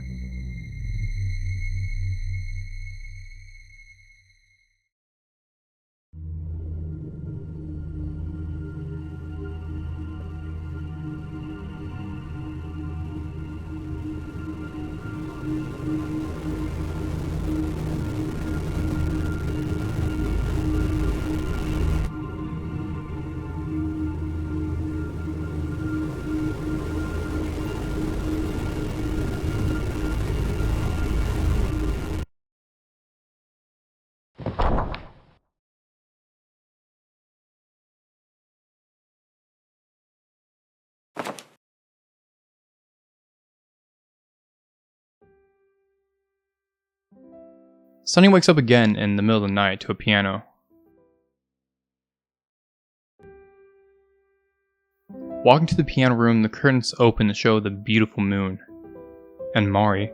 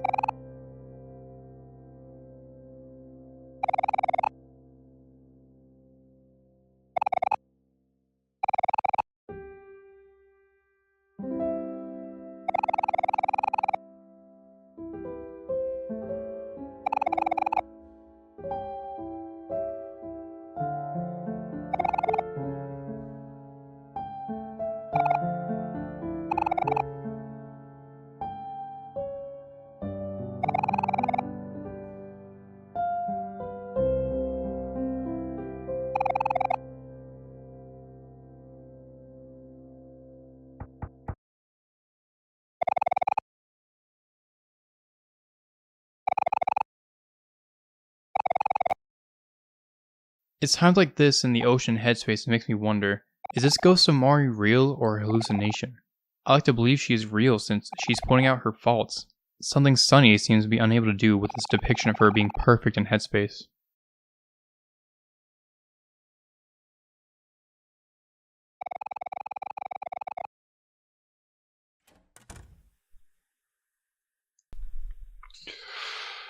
Oh my. We go back to bed so we can have energy for our last day and far away. Good fucking god. Okay. So I came back.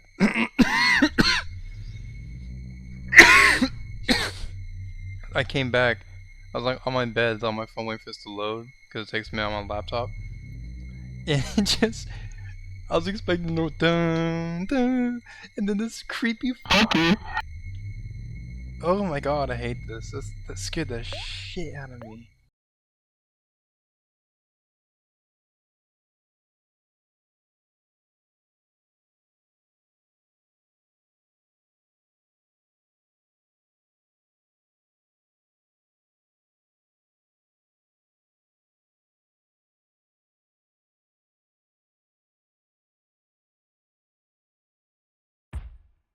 Waking up, the house's ambience is gone and replaced with the upbeat track Hanging with the Boys like last night. Speaking of, hi Hero!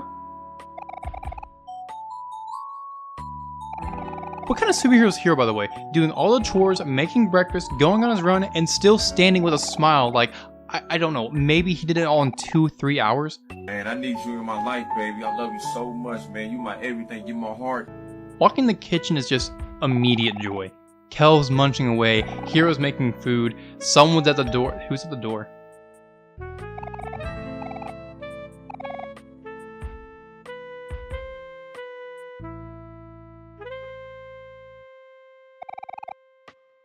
Kim? So apparently Aubrey got so upset yesterday that she won't respond to anything, not even the rocks chunked into her window. Well, Kel stands his ground and says no! Hero shows just how understanding he is. And his unwillingness to give up on helping those he loves, he convinces Kel to help lure out Aubrey.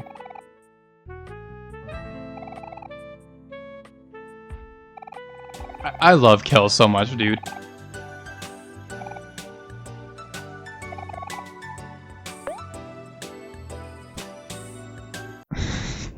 I'm such a dweeb, I actually high-fived myself here. At Aubrey's, the hooligans are worried for her, in their own special ways.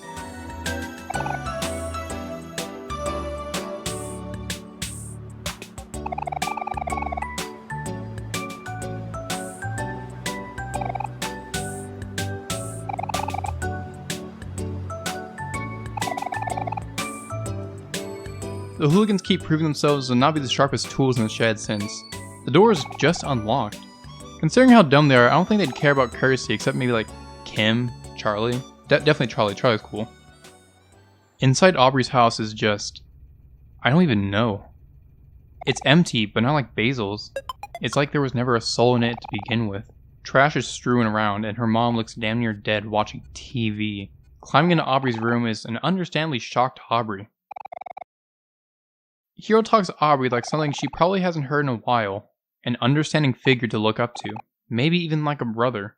He doesn't attack her and berate like Kel does, but he just wants to make sure the entire story is there since he knows Aubrey's a good person deep down.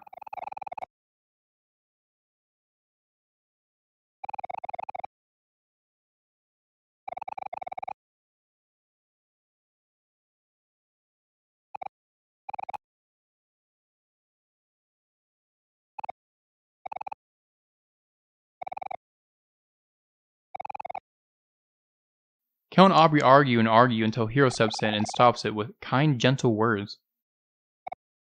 Hero is just so cool, dude. Just wow. Hero notices the missing picture of Mari and tells everyone... That's fucked up. Hero notices the missing pictures of Mari on Aubrey's pinboard and tells Aubrey that it wasn't right. Dealing with Aubrey and Kel's fighting over the years has done wonders for Hero's people skills. Aubrey, I promise you, we are cool and not gross trash diggers, okay, girl? With the photos back, we go to put the book back together.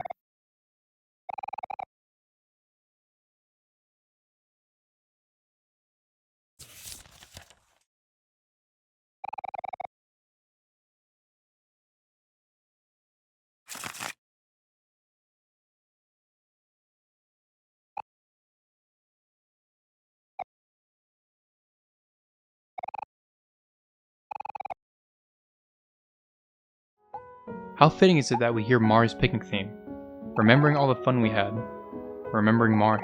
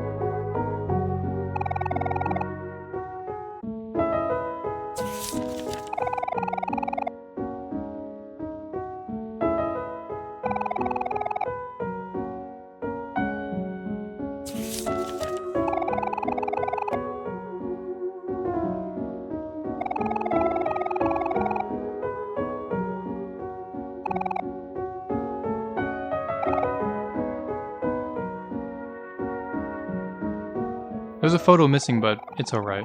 The gang reminisces over the past and apologizes to each other.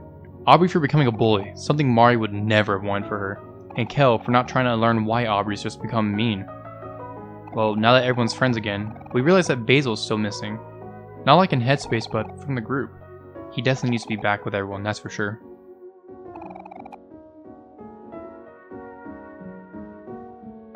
Even if they are fools, I love the hooligans. They genuinely care for each other and watch out for one another. At Basil's, Polly says he isn't home, but in the hospital.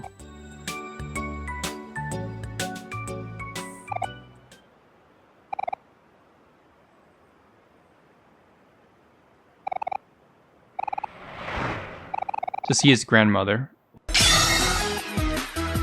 She says that we can check later for him since Basil would appreciate it and is happy Basil has friends that care so much for him.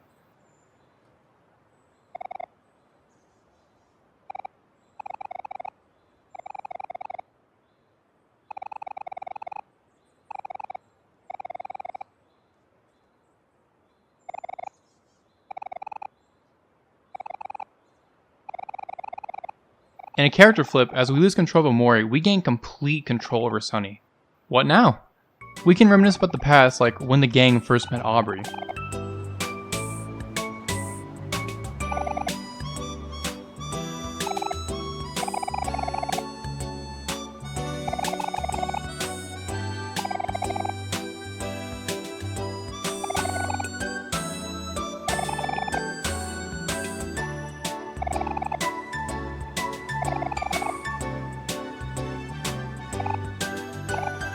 Or Aubrey can be true to herself and apologize to Sunny.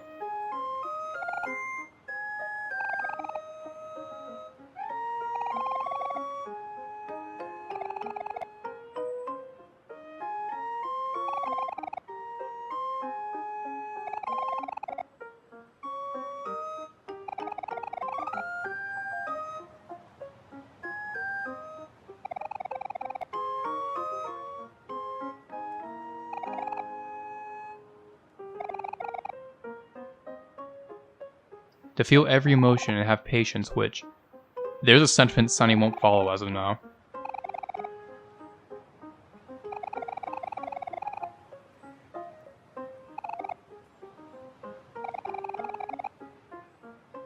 Ah, like father, like better son. We can read comics of hobbies just like old times. Enjoy a meal with fat ass here, or go to Fix It and talk with Charlie.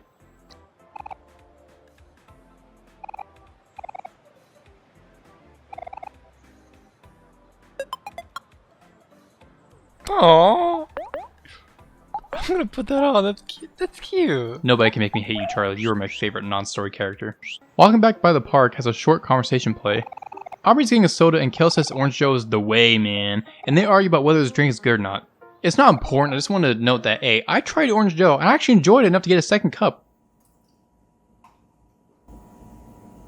And B is that Kel's just gulping these bitches down with 150 milligrams per can, which, mind you, takes about 180 milligrams to kill an average person. Good God! Here's the meat, Data, my friend. Oh, I just remembered. We can also feed this cat.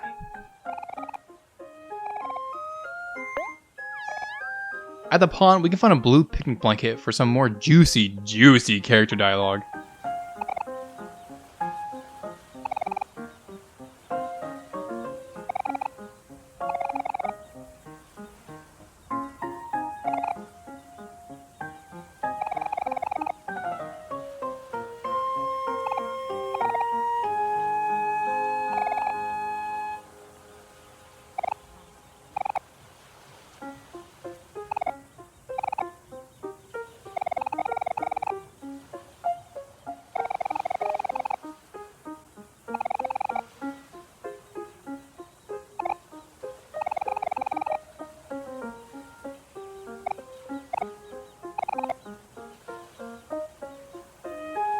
At this point, I realized just how natural it feels for everyone to be together again. Aubrey started as the big bad, the person we were fighting, but then became our friend again. And it's like nothing changed. Maybe it's the way the characters are written or act, but it just feels so natural for everyone to be together again. If only we had the flower boy with us. Walking back to Sunny's house, I decided to stop by Kel and Hero's where Hero just becomes a stone statue essentially, witnessing a spider. Show it. It's right here. It's right here. It's right there. Also, Kel, that's a loud as hell toilet. Good God. You lazy bum, Kel. Why am I being so mean to Kel? I'm sorry, Kel. You deserve the press. Leave me alone, baby. You're my baby. You're my baby, and I love you so much.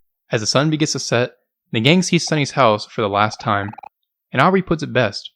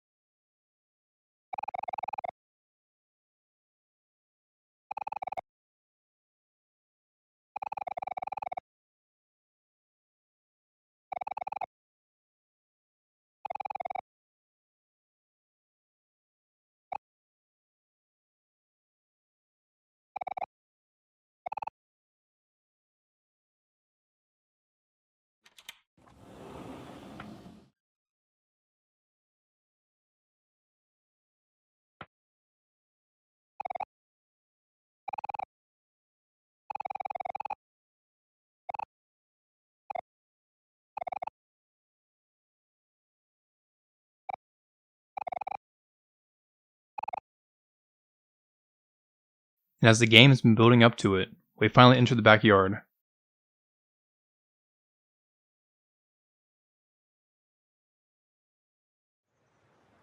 And we can see where Mari perished as everyone remembers the day.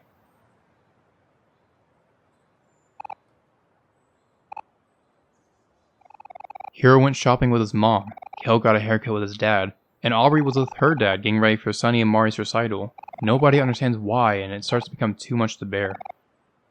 Going further is the Treehouse, the one built by everyone for everyone. Although it's seen better days, everyone's excited to see where all their old stuff went. Aubrey's Mr. Plant, Egg, Hero's cookbooks, Kel's toys. What the hell are you? No! No! No! And the final picture of the photo book.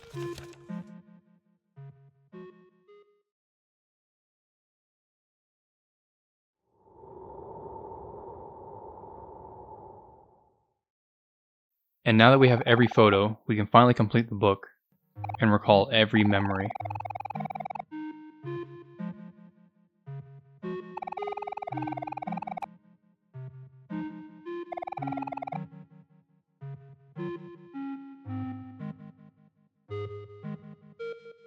And for the last time in this game, we are done looking at the photo book.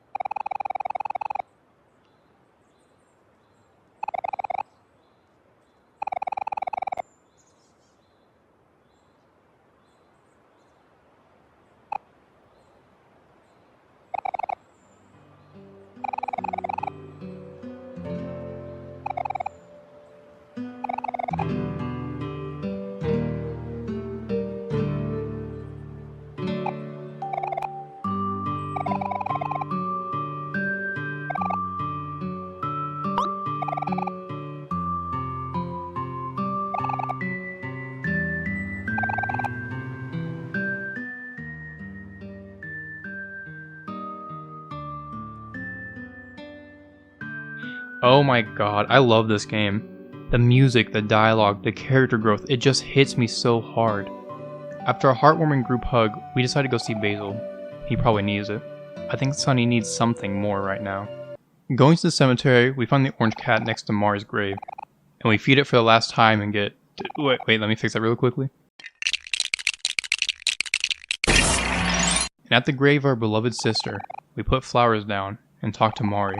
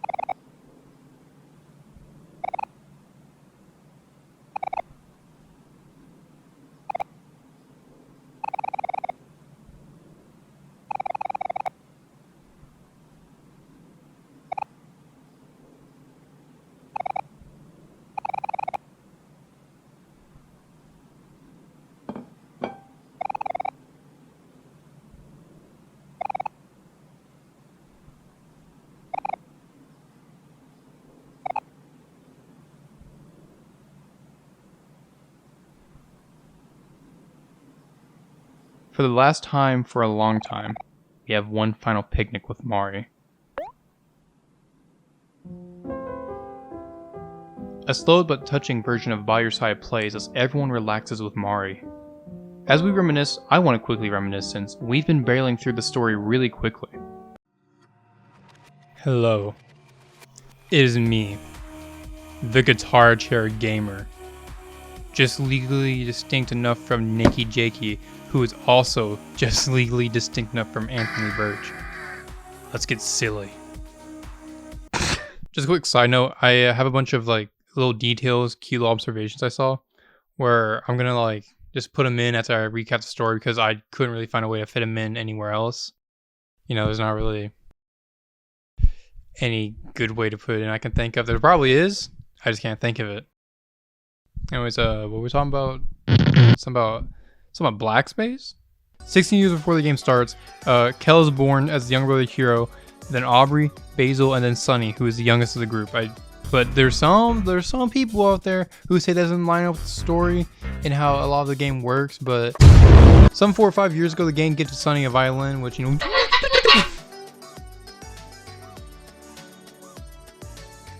So, they go to intervene, and if we follow the comics, or the manga, Aubrey just smacks the shit out of Basil with the bat. Like I get how in the game he like, you know, he gets back up, he's got like ran into with a bite, like that's gonna hurt like hell, right? But it's just a bite, not like a full force dome to the skull with a nailed baseball bat. What the fuck was she thinking? Censor that out, Tony. Oh my god. And then Sunny just geeks out and he crashes out and just pulls up the knife and yeah, there's a manga, by the way, and I don't personally like the manga. I feel the game's story is best told through an RPG because this shit is the funniest thing I've ever seen. It removes all tension from the scene. And at this point in the manga, this is your first time experiencing Omori. This is not as like crazy as it is because in the game you meet Aubrey in Headspace and you see how she was as a kid. Then you see her all like grown up at the age of 16, so she's still a dumbass teenager who doesn't know how to deal with her emotions. And she's just smacking people with a baseball bat now. In the manga, you get to see one time where you see young Aubrey, and it's like when the manga starts off with them giving the violin to Sunny. Why would you do that? I think the pacing is too fast right before, say, RPG or anything like that, because it immediately goes from, hey, we got you a violin. Oh, hey, Sunny, I know you haven't come outside in 4 years, but anyways, hey, what's up? What's going on? Come house, hang out. And then, like, a page after that, they're at the Aubrey place, the park, and they see Basil. And then, like, a page after that, they stab Aubrey. It's like, what? There's so much. It's happening so fast. What the fuck? I mean, it's only 3 chapters in as of right now. It might be a 4th by the time this video comes out, maybe even 5. But this is a very concerning way to start the story. On a story I already know how it starts and ends, and everything in the middle. Here's what we're talking about. The manga draws everyone like a twink. What the fuck is this, Hero? Anyways, after they're coming down with the metal, watch out, he's coming in with the metal chair. Oh my god, Sunny in the middle with the metal chair. We see Aubrey at church. She's just in one of the pews, just praying away, doing whatever. And she tells us that Mari is dead. What? And that's why she's at church, to pray away guilt and how bad she feels about Mari? What? To come to terms with her death? What? We beat the shit out of Aubrey in church, the middle of church. What? Side note again about the manga. The manga, I like to think, does a better version of this than in the game, right? The game, it's really good, right? It means everything. Amazing song, you know. I mentioned already Moody and all the fun buzzwords I put on there. But in the manga, they don't fight. They're still friends. They're not. No, I wouldn't go that far. But they still try to help each other. Like, Sunny is going, oh, Aubrey's tweaking out. She's hearing a million real voices against her. I think I know how she feels like with a million fake voices against me. So he covers her ears, and Kel yells, "Stop fighting!"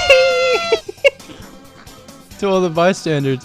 And Aubrey is chill in the manga. She's like, oh. She's like, I don't like you, but whatever. I guess we're chill now. And I threw it away. And she's like, okay, that's kind of cool. I like that a little more than the game, honestly. Because in the game, we just kind of look like dickheads. So, you know, we leave. You know, we leave him alone. You know, don't leave me, not again. Oh, I'm making fun of this poor boy.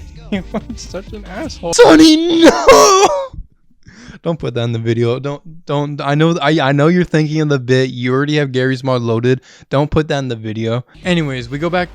We go back. You know, we say goodbye to Kel, and inside our house we fight arachnophobia. Eek, spiders! We see the door. The door is there, and you know, arachnophobia is just one dumbass spider. You know, looks like I mentioned it earlier. This isn't a dick. This is supposed to be like hair, but you know, could be like Mari's long locks of hair. You know, when she was hung, it was like kind of an odd design choice for the one spider boss. You know, maybe change that up a bit, make it not look like a dick. A really cubular dick. Maybe I'm the problem. Maybe I'm the reason it looks like the dick. Oh, yeah. Anyways, we go to the castle. We see the show, and Sweetheart's like, "Oh my, what a fine specimen you are, Marinas." I don't know if they did a crossover or anything like that, but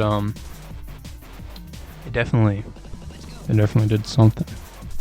Anyways, maybe Sunny was a prolific shipper. Do not let that boy on Tumblr. It will be over for every community.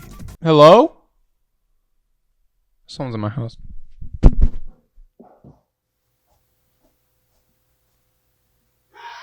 Testicles. And then Aubrey yells at us and gets pissy, and then goes Shun Goku Satsu into the water for Basil. And you know, he's drowning now. What's up, big man? How's college? Mari talks to Omori on the way to the deep well, hoping that Mari can bring Sunny back somehow. And then after that, she disappears, saying she shouldn't be here, but I hope you can come back, Sunny. I miss, you know, yabba yabba boo yabba yabba dabba doo. After that, I go like, no, I must ponder. What does Basil look like? Is he a green? a green-haired fellow, known for plants that bellow. Joke's on you. You can't pay him. If you have 1,000,000 clams, Aubrey will say we're not spending that much. Like the punk-ass bitch she is. What is your deal? You're not even good at fighting at this point in the game. Hero heals. Kel does 1,000,000 damage. Omori's. What do? They get eaten up, and we fight Humphrey as he keeps swallowing us whole. And the fight in the game is called the Rider's Barely Disguised Fetish. He keeps swallowing us until we get to the end, which, I mean, I guess you could put it as swallowing your emotions, you know, as like a funny thing. But it's kind of uncomfortable seeing just for like 20 minutes, it feels like. How long was that Omori fight when he started swallowing us, right? Put how long that was on screen right now. Back it up. The slime queens are like, I mentioned earlier, angry, sad, and then happy, which that's the swallowing the emotions part. That's where you get the part where you're like, oh, you're swallowing your emotions. Anyways, we punch his uvula. We go through the portal left behind after Humphrey leaves, and Shadow Edge Basil talks to us, or most likely him, you know, I don't know, maybe it's Mari. Maybe it's Kel. Basil gets dragged away to the backyard by a bunch of red hands, and then Omori follows him with a bunch of fingers laid out, you know, like, ooh, finger, kid named Finger, ooh.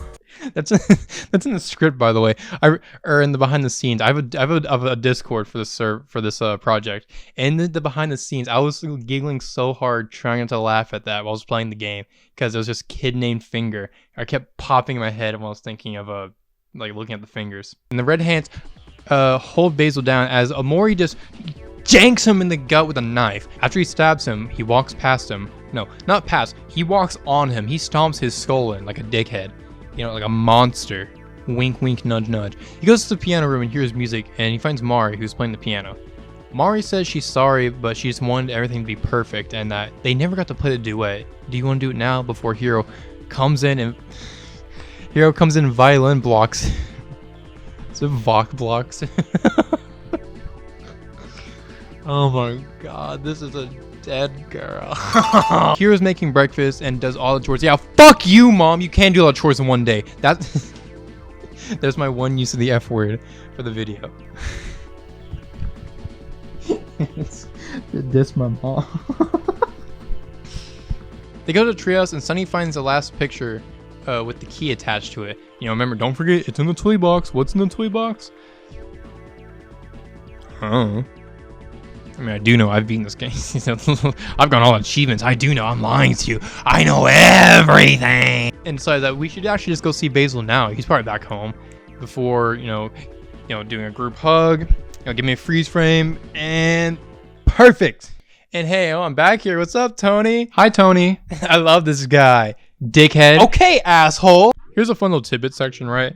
The dreaming is a huge part of this game. We know that Headspace is all dreaming and all that. So I was like, okay, let's look up dream meanings. This could all be random garbage, but it sounds good. Padding the video. I'm getting that ad revenue.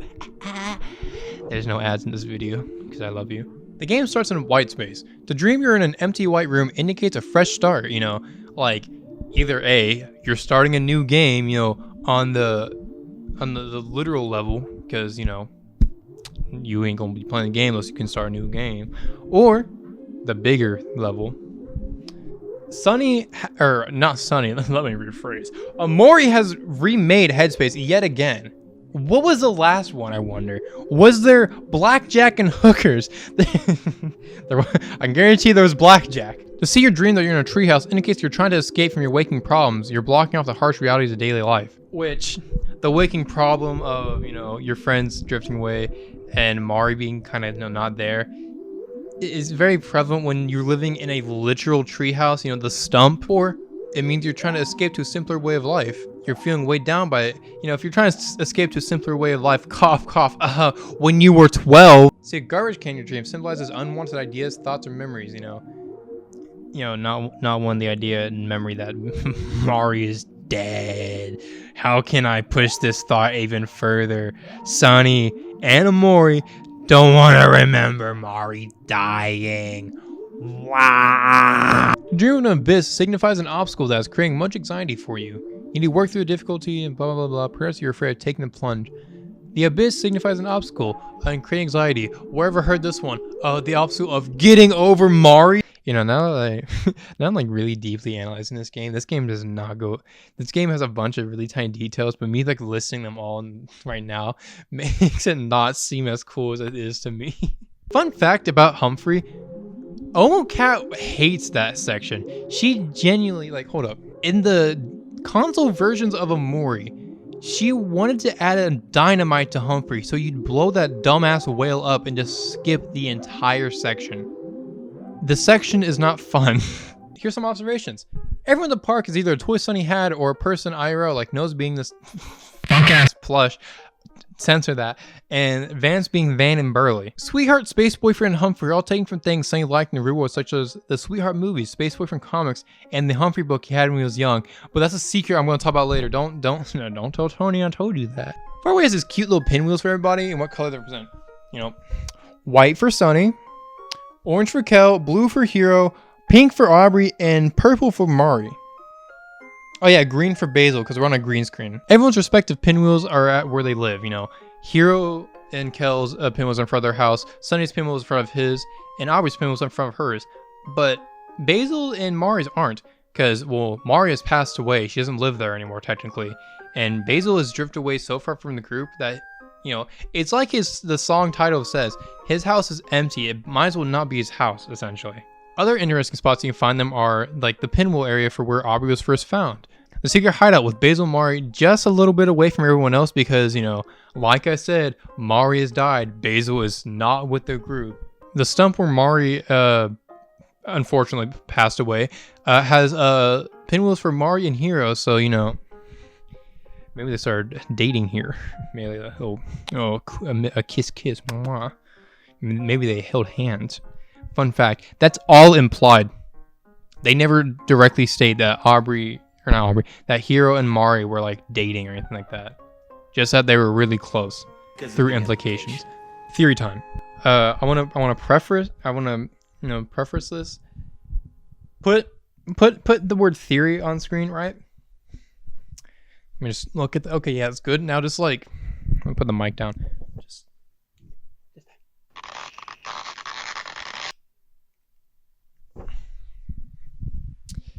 This theory is a stretch. So a few questions I've repeated a few times now is one, why does Sunny go as walking piano instead of, you know, himself? Does he not believe Mari would love him? Did he do something to make him think Mari would hate him? 2, what did Basil do to become such to make Sunny so scared of him? And 3, why does Sunny feel so abhorrently guilty? I can answer the last one. The guilt is simple because everyone felt guilty about it. Hero felt guilty for not being there for Mari and then not being there for Sunny after she died. Aubrey felt guilty for acting the way she did because, you know, Basil was one of her closest friends and she started bullying him with like a bunch of her friends. And then she felt guilty about not being there for Sunny. Kel wished she could change it but knows Mari wouldn't want him to be stuck in a cycle like Hero was, or like Sunny is.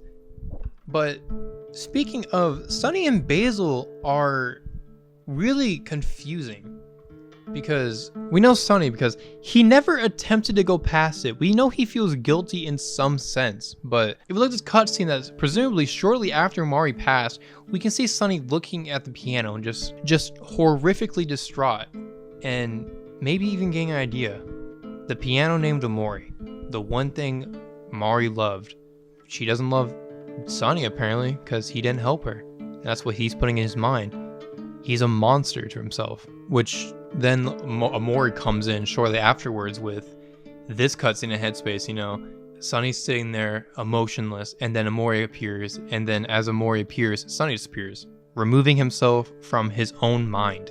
I don't know why he doesn't speak at all though, and why he just seems genuinely rude, but maybe I can just chalk it up to Sunny was a very shy boy, you know. He didn't like to talk. He has like 2 lines in the game, piece delivery and 1 way later, and maybe he just kind of thinks he's a dick about Mari, you know. He's like, he wasn't there for her, so maybe Omori's gotta be kind of a dick. But Basil is the really confusing part. if you think about it, we barely see Basil in the entirety of the game. The game, the game tricks us into thinking he's there a lot, but he tricks us into thinking about him, not him actually being there. Like, let me look at the notes real quick. But on screen, where he's awake in both headspace and far away, Basil's on screen for a little over than an hour and a half from my footage roughly. Now, there is a bunch of fights in there where he's with the party, like in the beginning, but, you know, I'm gonna give it to him. You know, I guess he's technically there for that, because he already has so little. After doing the math, for the footage we've seen so far, not all of my footage, the footage I have put in the video up to this point has been 18 hours and 51 minutes. Basil is in this game for literally 8% of it. The game has tricked you, probably, and tricked me into thinking about Basil. For all I know, I could have been adding characteristics to the flower boy. But from what we do know of him, we can garner that Basil was a kind person. He was always there for his friends, and even when he wasn't feeling good, he would always put up a smile. He was there to listen to his friends. He loved flowering. He loved interacting with his friends. You know, whether it's listening out to their woes, helping them identify bugs, chilling out, taking pictures of them. Basil was always there. That's it. That is it. That's why we think about Basil so much. The photos. We think about these photos all the damn time. The game puts in our face a lot. You know, it's like, oh, hey, the photo book. Want to look at the photo book again? Oh, hey, Basil took these photos. But we never see Basil. So why does Sunny see Basil and get scared? What did Basil do? Or what was he present for? See where I'm going with this? With a bit of that stretch theory I mentioned earlier, I would warrant that Basil was there, the first to find Mari, alongside Sunny. Now the stretch of this theory comes from why Basil was there. I'd like to think he was there just to see them practice before their big recital, but one way or another, he was there. Now, Sunny or Basil, you can flop them around. One of them saw Omori first, but the first person Sunny saw directly after seeing Mari hung was Basil. Maybe even Basil saw it first, because if we look at this cutscene outside of, it looks like he goes from scared confusion to just fear in his eyes. A little odd that he's looking down, but maybe he was looking at the second floor. Of course, there's a few questions like, what's the key for, and why did Omori see it fit to kill Basil when he was just a bystander? Is he really that dense that he can make Sunny forget that Mari died again? Or did Basil do something worse? So now I'm thinking about it, Omori really is a lot like the Battle of Stalingrad, Lily of the Valley. They're said to be able to ward off evil spirits and help people see a brighter future. Rest easy, Mari. I think Sunny can move forward now. Enjoy life, Mari, wherever it is. I don't know where to put it, but since we're here, at the old hangout spot, Kel and Aubrey talk about all the fun swimming that took place here. But one time, Sunny almost drowned after trying to jump off the statue like Hero and Kel were doing. And like she did yesterday, Mari jumped in to save him without a second thought. The gang never went swimming there due to how much Mari didn't want to after almost seeing her brother drown. Almost ironic if we're following my theory.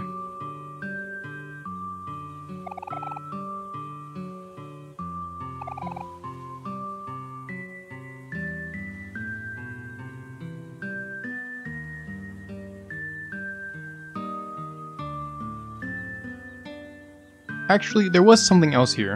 Just gonna drop this file here and boom. Okay, now we're done. There's an entire labyrinth here. I forgot to get the setup to start it, but my glorious king ITR on YouTube is so cool and awesome. Like, anyone can use such charity. This is a dungeon that appears in the middle of the day full of recycultists. They're hanging around town, but I never paid them any mind. The dungeon is just like in Headspace where we can tag fight and mess with the environment. Kel can throw stuff, Aubrey smashes, Sunny slashes, and Hero is still a charismatic little devil. It's a fun, albeit short detour in the game that leads to fighting the recycle path, the one who made this cult. It's not important, the game wouldn't be the same if it wasn't here, but damn it, I want to show off the tag photos, it's so cool!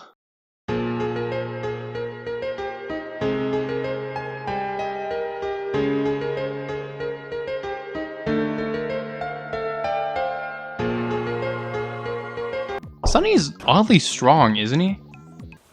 Oh, a daydream. Ew, he was daydreaming. It's cute how he's adding his friends into a dreamlike scenario like he was in Headspace. Shows Sunny is leaving Headspace behind and making good friends with his old friends. Why imagine them when he got him right here? Due to a mistake on my side, I must have forgotten to feed the cat since you're supposed to get a Tranquil CD from him. From going outside and facing it all, friends changing, cats feeding, and Mari, Sunny is awarded the Tranquil CD. It's a cover of Cat's Cradle, but without the foggy sound. It's clear. Besides a lo-fi beat that kills me every time, it's another way to say Sunny is accepting reality. The fog is clearing. He's remembering everything repressed. Right? Going back to Basil's, Polly says that Basil isn't talking to her. He just came home and went to his room. Worry not, Polly, for the gang, trademark, is back together. Inside, we talk to Basil. Well, we talk to him through a door and assure him that his friends are here for him. Kel says it perfectly as he sums up the last 3 days.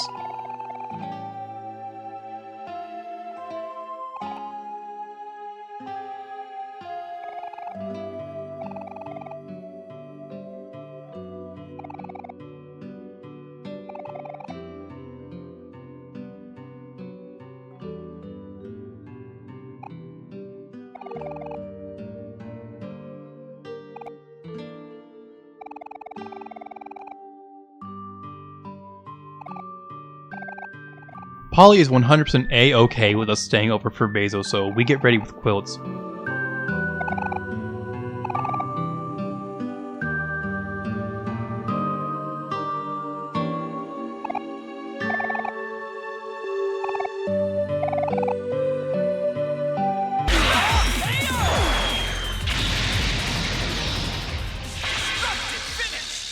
But wait, look at Sunny's eyes. Look back when we first looked in the mirror compared to now. There's hope, light, life in his eyes. The last 3 days have taken him through a journey, and I know I keep saying it, but god damn! Sunny isn't the empty-faced boy Omori is. He has a sparkle in his eyes saying, I'm alive, because of his friends. Something Headspace could never do for him. As we hang out on the couch, chewing on snacks and watching TV, the gang passes time just hanging out together for the first time in years.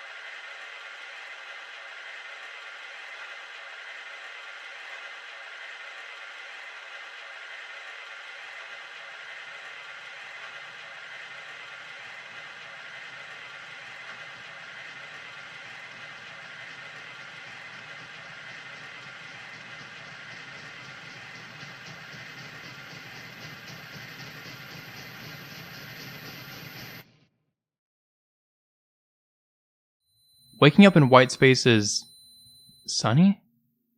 He looks visibly confused or scared as he awakes there.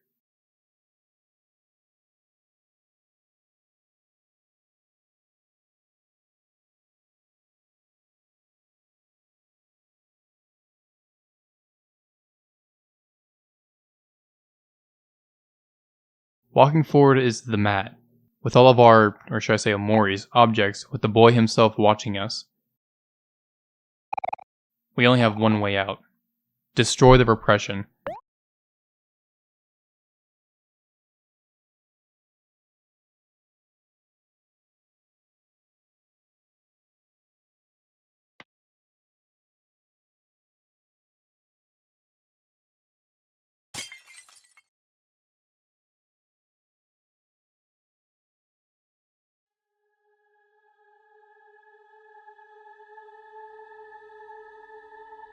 Waking up in a void is a spotlight that shines onto something.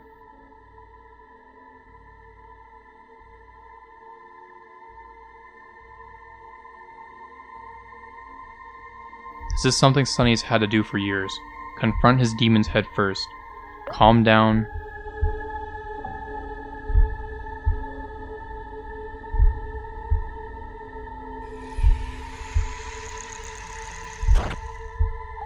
Focus.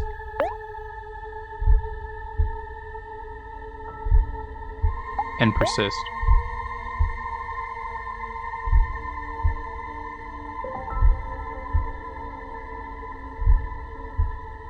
Once we do that, something reveals who it actually is, or was. A girl hangs in front of us, and the only thing you can do is persist. Even if you feel your life is in danger, persist.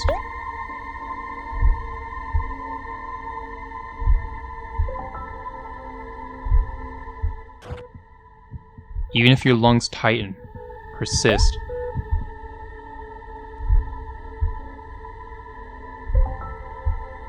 Even if your heart beats out of your chest, persist.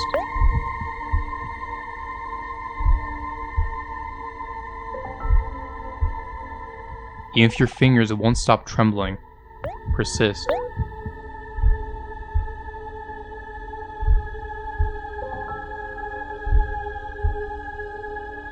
Steady your breathing and calm down.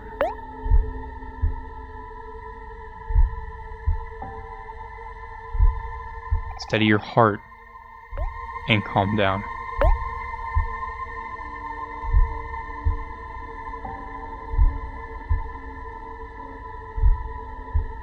Until you can have the courage to overcome.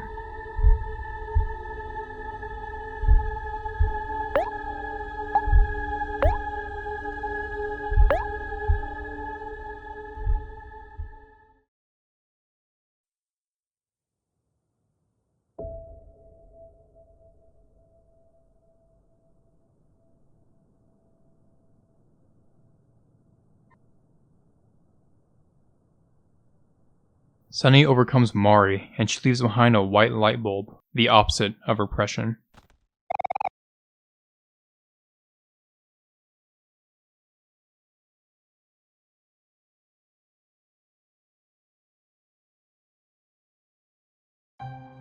We wake in a field as a home for flowers Daisy plays. Daisies are associated most commonly with hope and new beginnings, which the theme captures exactly. Along the path are pictures, a tree.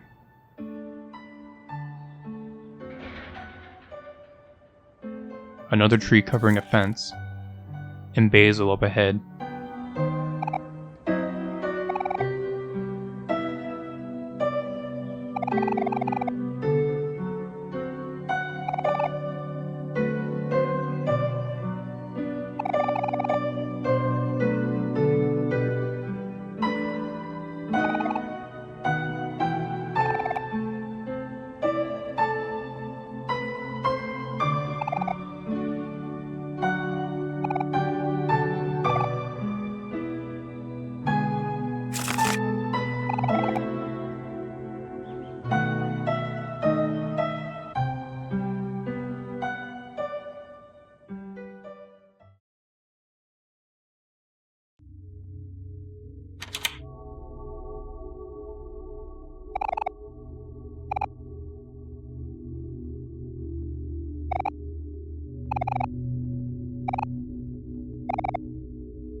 Sunny's living room.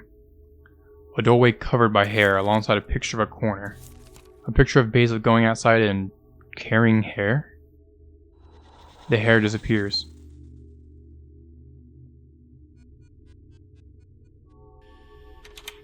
A hospital room of people, all breathing sadly. A picture of Sunny kneeling. Some patients disappear as a droning noise amplifies. A picture of Sunny shaking Mari? Another picture of Sunny crying next to her. No, Sunny wouldn't. This person is not breathing.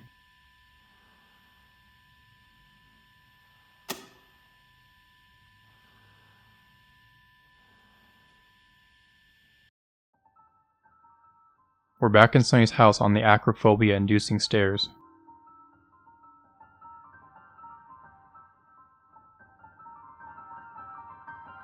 A picture appears of Sunny dragging Mari upstairs. Why would he? Another photo of him walking downstairs. And a final photo of Mari at the bottom of the stairs. But that doesn't... In Sunny's room is a photo of Basil grabbing onto Sunny.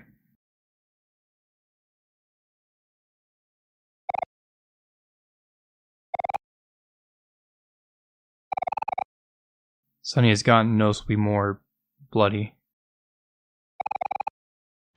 Exiting her room is a stage.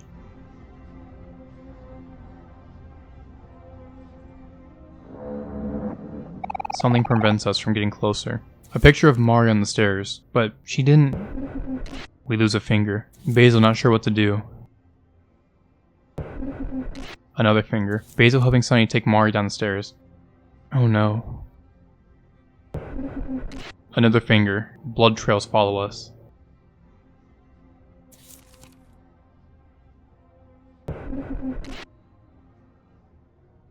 A photo of a broken violin. Don't tell me.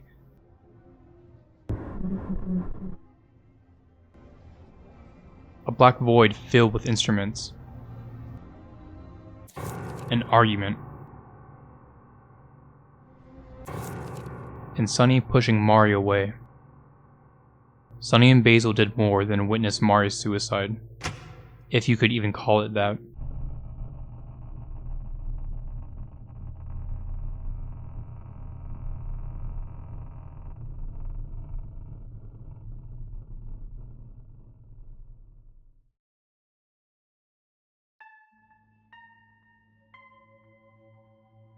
In the red living room again, we plug a new light bulb in, revealing a mirror.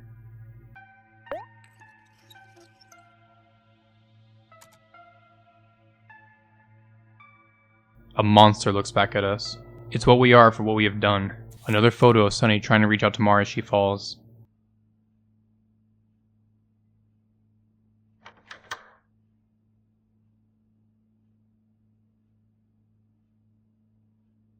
You can't change it back to normality.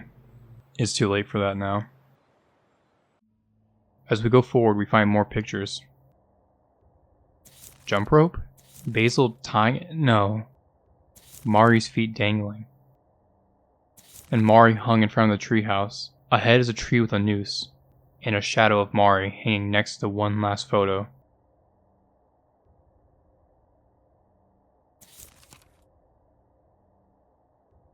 You heard some scoffing from behind the wall, but paid it no notice. You were in no mood to focus. You were overcame. You were sick of everything. You know it wasn't a big deal, but you couldn't control yourself. Your precious violin lay shattered at the bottom of the staircase. You threw it in a rage. Your fingers were shaking in pain, practicing over and over. But you still make mistakes after mistakes. This was all a bad idea. Mari was yelling at you. You couldn't understand what she was saying. She didn't understand you at all. She didn't understand that you weren't good enough. The only thing you held on to was your anger. This pain. Was it her fault? Mari blocked your path. She says that she isn't finished talking. She tells you not to run away, but why not? You did this all for her. Why was she yelling at you? You didn't understand. You lose all sense and push her down the staircase. You watch Mari crush on top of your broken violin. The sound wakes you up to nothing but silence. You called out to her, but she doesn't answer. Your heart sinks into your stomach. It happened in an instant. You didn't mean to do that. Well, you did push her, didn't you? It was an accident, right? You're not sure. You tremble your way down the staircase. You call her name, but she doesn't answer. You sweep the bits of wood from her body, nothing but scratches. You turn around and see her face. She looks asleep. But then, why isn't she answering? You pick up Mari and drag her up the stairs. She feels lighter than you think. She just needs to lie down in bed. She just needs some rest. Your heart beats out of your chest. Your head feels fuzzy. You lose vision. You push the door to the bedroom open and make your way to her bed. She's going to be okay, right? This is just a dream, right? You call her name over and over, but she doesn't answer. You watch the light from the window cast a shadow over her face. She's expressionless. You sink your fingers into her arm and break down in tears. You want to scream for help, but you're afraid. You mumble to yourself, what if they ask what happened? There's no way you can tell them the truth. Who would be able to forgive him? Who would believe that this was an accident? A whisper comes from behind you, but you ignore it. A cry comes from behind you, but you ignore it. You cover your face with your arms. This isn't real. None of this is real. Why won't you wake up? Everything appears dark. The shadows slither around you. You don't understand what's happening. Your head starts to feel fuzzy. You sink into a crevice in your mind. An empty, white room. Your shoulders feel heavy. A familiar voice whispers something unspeakable. Your eyes widen. It tells you to follow its lead. It says, it's the only way out. It says that everything will be okay. You pick up Mari's body and lift it down the staircase. She feels lighter than you think. You feel multiple eyes shift their gaze to you. You keep your eyes on the ground. You hear the sliding of a familiar door. A voice tells you to walk. A gust of wind enters the room as a light outside engulfs you. You keep your eyes toward the ground. As you face forward, you listen to the crunching of the grass and feel the coolness of the wind. You hear the leaves in the trees riffle as the sun begins to set, but you try to ignore it. It's all just a dream. You lay down Mari's body and look up for the first time. Small rays of light shine through the cracks in the leaves. You relish in its beauty and savor the moment. You think, even if this is all real, if you keep looking at the leaves, that everything will be okay. You hear pacing, the crunching of grass shifting back and forth. You think you see a figure pick something off the ground, but you're not sure. You keep staring at the leaves overhead. Everything will be okay. You think everything will be okay. You hear shuffling, you hear dragging, and creaking, and pulling. Something is happening, but you refuse to look away from the leaves. Your head feels fuzzy again. You bite your tongue and attempt to wake up one last time, but it's no use. You're still here. You feel a cold hand clutch yours. You try to jerk away, but it squeezes back, unwilling to let you go. The hand drags you backwards. You look up and see your best friend for the first time, Basil. You see the tears falling from his tired eyes as he looks ahead. You suddenly realize that none of this is a dream. All of this is real. As you and Basil step into the house, you look back towards the trees and see it. The life engulfs it as it sways in the wind. For a moment, you feel at peace. You hate yourself for feeling this way. Is that all then? Is everything going to be okay now? Suddenly, Basil stops. You look up at his eyes, but this time, they're wide awake, staring at something. You turn your eyes towards it as well, though you wish you didn't. An eye meets yours. Your heart sinks into your stomach. You shouldn't have looked back. You just shouldn't have looked.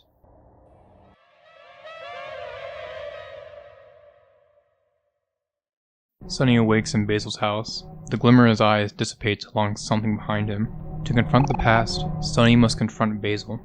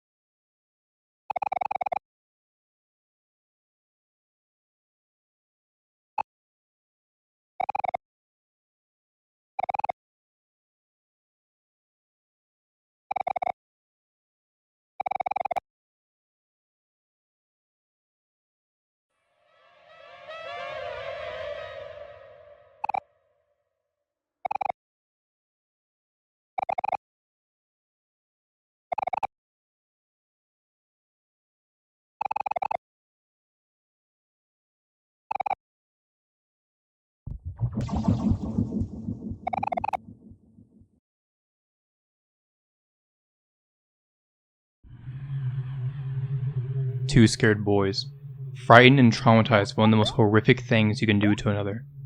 Neither party wanted it. It was an accident. It feels inescapable to leave the trauma brought by the past. Sonny wants to run. He's scared, almost as if he was back to that day. Basil is scared and delusional. He's trying to convince himself that Sonny never did anything wrong. He wants to help Sonny. Sonny would never push Omori. Sonny would never draw over his photos. It was something. Something behind him.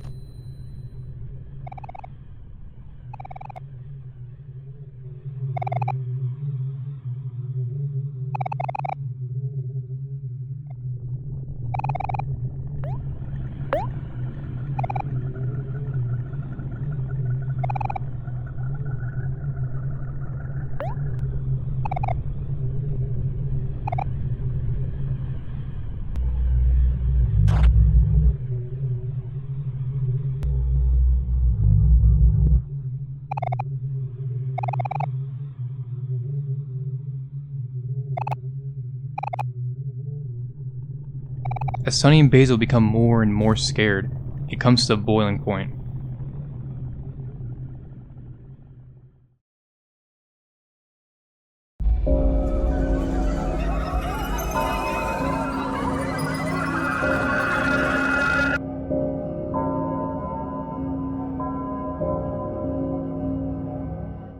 They become stressed out. As they fight from raw fear, they lose their minds almost. The only thing going through Basil's head is help Sonny, get rid of this trauma, take something away from Sonny. And the only thing in Sonny's head right now as he tries to calm down is, everything is going to be okay.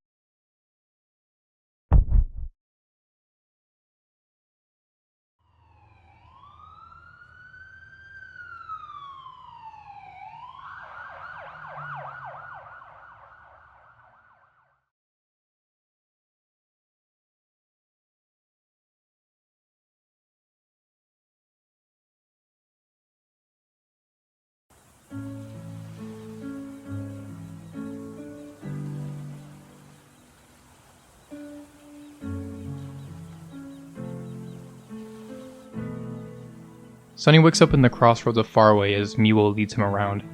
The music Crossroads is calm, peace-filled, almost as Sonny has reached a new understanding or is on the verge of it.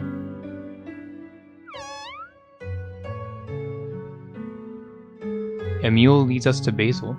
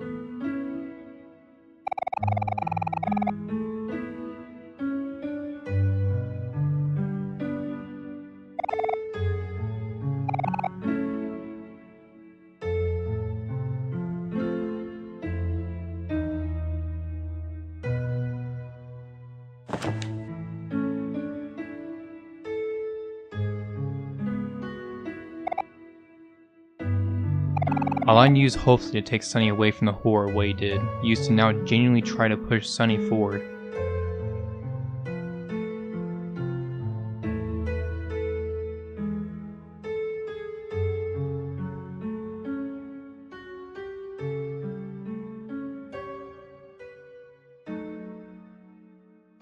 Don't forget, it's in the toy box.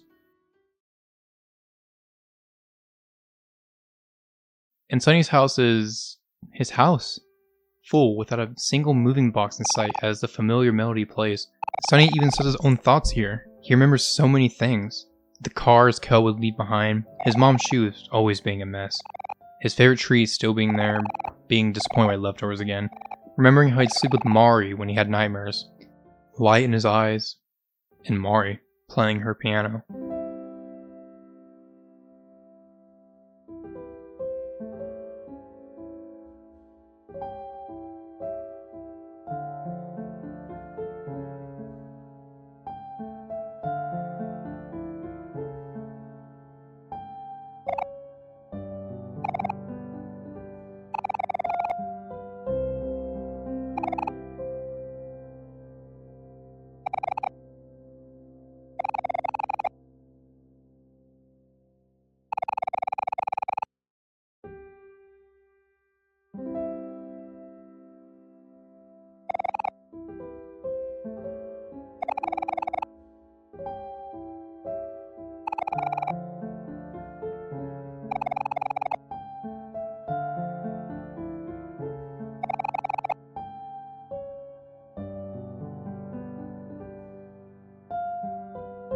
Mari pushes us forward.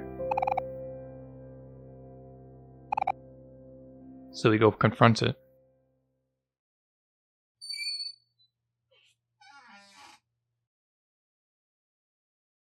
In the closet that Sunny had blocked away is a box under an unlit light bulb, a black light bulb. And in the box,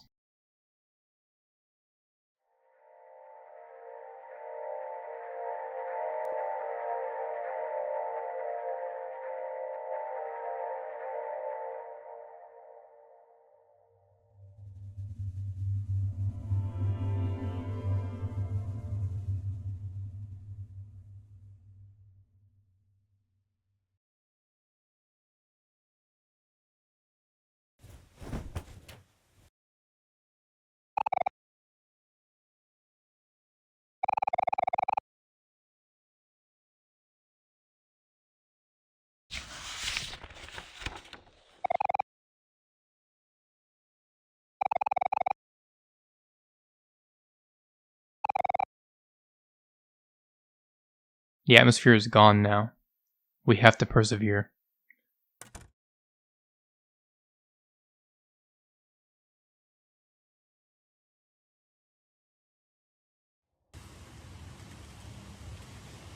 A long road ahead, and on the road is many memories.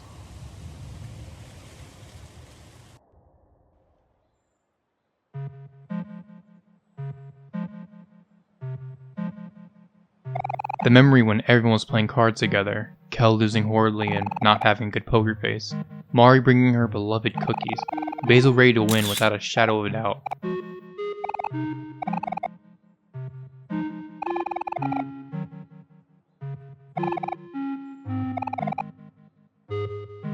Fun memories.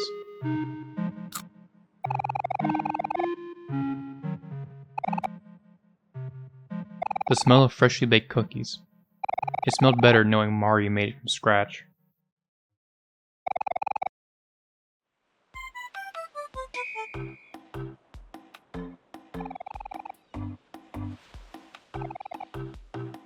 The memory of the beach and everyone eating watermelon. Kel and his watermelon seed covered face, Basil and his snarky streak coming through as he takes a picture of Aubrey eating, Hero trying to wrangle the two who are butting heads. The taste of watermelon. It tasted more delicious when you ate it with everyone in the hot summer. A memory of a picnic where everyone fell asleep besides the parents of the group.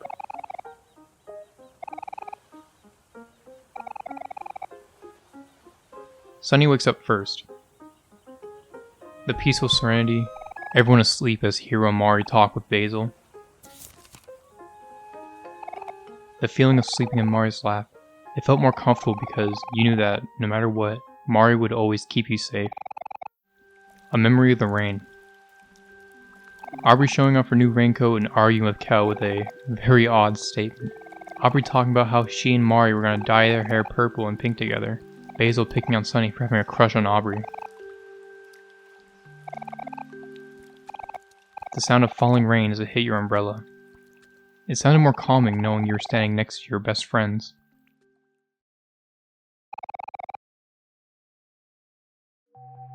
A memory of Basil's birthday. An amazing cake at a party filled with our best friends for our best friend. Basil's making a secret wish. Hero worrying about the wax hitting the cake, and everyone singing happy birthday.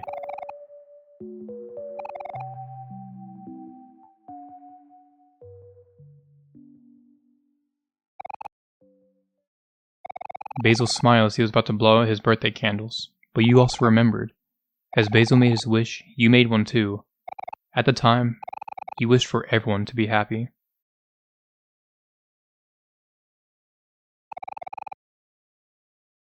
And one final memory. Christmas Day. Kel getting his new basketball and Hero making sure he does better in school. And one big gift, just for Sunny. Everyone talking about the work they put in raising the money, how it was Basil's idea after hearing Sunny would sit with Mari as she played her piano, and opening the gift to reveal Sunny's very own violin. A happy memory.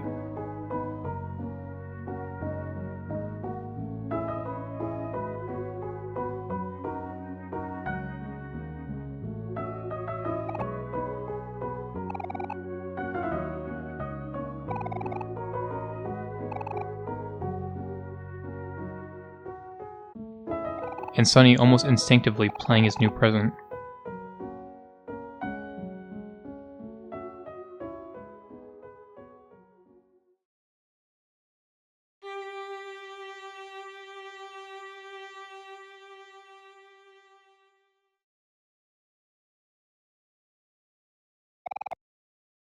The anxious feeling in your heart as you played the first note on your new violin.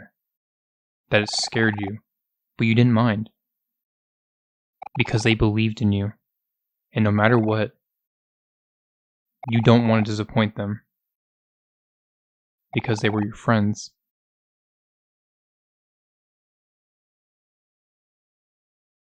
As the violin regains and mends to its original shape, we reach the end of the road.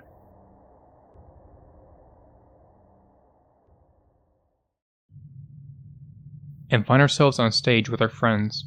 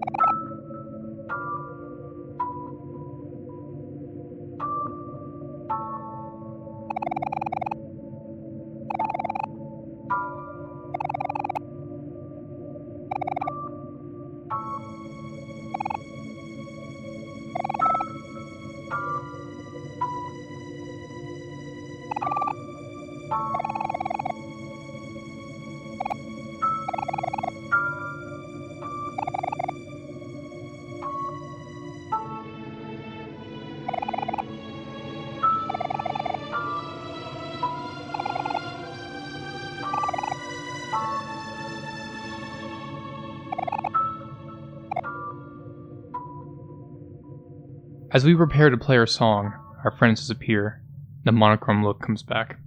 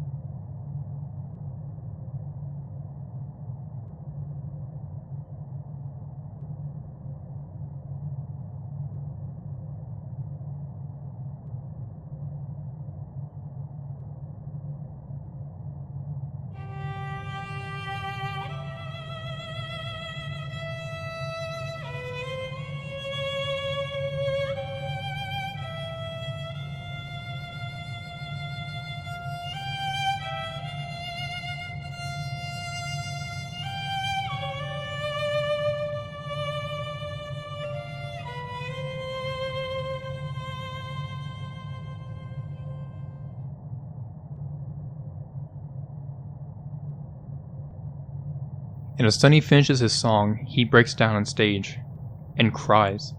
Even this isn't real, he still cries. Emotion comes through. And as he breaks down on stage,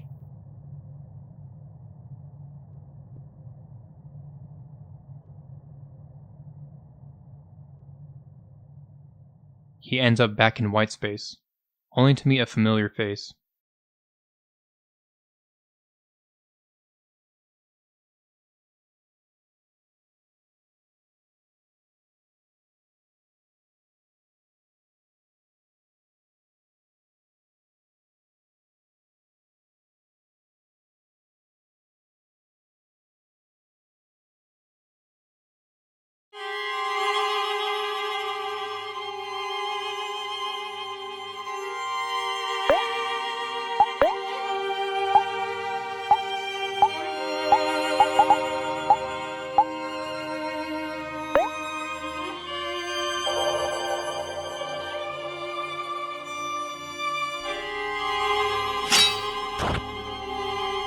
This is it.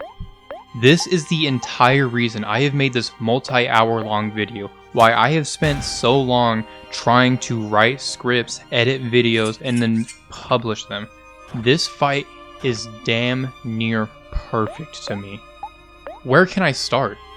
For the first time in the entire game, you fight alone against a monster Sunny made to try to forget even himself. You have 4 skills: Calm Down, which will heal you about half your health; Encore, which takes away any juice cost for skills for 3 turns; Allegro, which has Sunny attack 3 times; and Cherish. Remember your friend's words, their wishes, their promises, their hopes, their request, and let it power you. Let them hold you up against your monsters. They may not know it, but they have truly changed Sunny's life.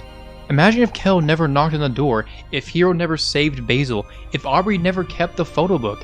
That's just the present. Imagine if nobody had ever met, if Hero and Kel lived elsewhere, if Aubrey never lost her shoe, if Basil never met Sunny. The small things in life grew larger than anybody could have ever guessed, and it manifests here into Cherish, because Sunny cares for them. He cherishes them, because they believe in him, and he never wants to disappoint them, because they are his friends. Omori himself is an entirely different monster, almost literally. Created by Sunny in the style of Mari's piano, Omori controlled headspace. Basil needed Sunny to know the truth, which led him to remove him. His own best friend, because he would bring back a darkness. He would bring woe to his perfect world he had made. A world where Mari was alive, his friends were still that, and they could have all the fun adventures they want till the end of time. He would reset the world more and more as the truth kept getting closer and closer, leaving behind his friends just to remake them. Omori is the demon in Sunny. In the fight, he will say things to Sunny just to make him feel guilty.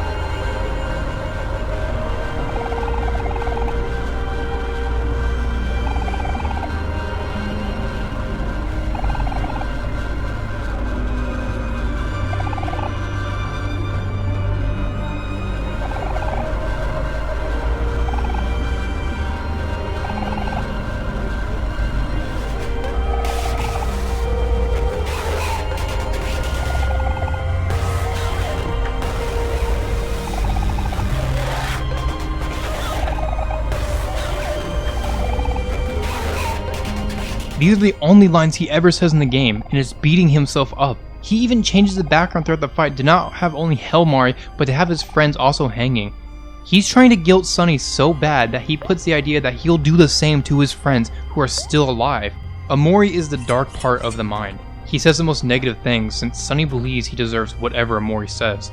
He tries to fight and fight as Omori uses progressively more dastardly tactics like going from using the red hands to attack to Mari's hair, and he hits goddamn hard, almost forcing us to fight in a pattern. A duet. One between self and self, one side breaking the other down with everything from trauma to knives while the other never gives in. The other side will calm down when it gets too hectic and come back with an encore filled with allegros, and if the going gets tough, they remember why they persist. For their friends. The friendless versus the befriended. The same coin, in a duet. This is on top of the glorious track Omori. A sorrowful track that distorts the more phases you go through Omori as one line constantly repeats. Omori didn't succumb, and eventually evolves into Omori will not succumb. The song is so hauntingly sad. Sunny is fighting his own fears. He knows that leaving Headspace, leaving his safe zone, leaving what little he has of Mari is terrifying. He's literally split in two. The side that's scared of change, the side that wants to stay in Headspace forever, playing forever with his friends as he wastes away in bed. He wants to see Mari and hang out with Kel, Aubrey and Hero and Basil, but that's not reality. He knows it's not. He knows every time the flower boy will lose his way that he has to be removed, but when he does that, he knows he removes something vital. He knows it's fake, he knows it's a dream and not reality, but it's so easy to just accept it as reality, dissociate from the world where Mari died, the world where he killed Mari and staged her suicide. Accept a lie as the truth and have fun forever. But there's also the other side of Sunny. The side that wants to accept Mari is dead and he needs to get over what he did. He knows that the real world, although it has its troubles, is better for him. It has its real friends who will be there for him no matter where. It has Basil, who needs to have Sunny accept the truth. State it openly so that both of them are free this horrible, horrible section of their life. Sunny wants his redemption. He wants to believe that no matter how horrible an act he did, that Mari loves him still. And it's all told with no words. Only the entire game's build up to this fight, and this beautiful, beautiful song with only violin and distortion. The violin being the side that wants to accept Mari and his past actions, while the distortion is Omori, the side that wants to stay in Headspace forever. The side that's guilting him, making him feel like a monster. The side that will never let him accept the fact that Mari is dead and he is the reason for it. And the distortion only gets worse. It keeps going and going, getting louder and louder to the point it's overtaking the violin. It starts overwhelming the violin to the point it's almost not there. Sunny is being overwhelmed by his inner demons and how loud its voice is.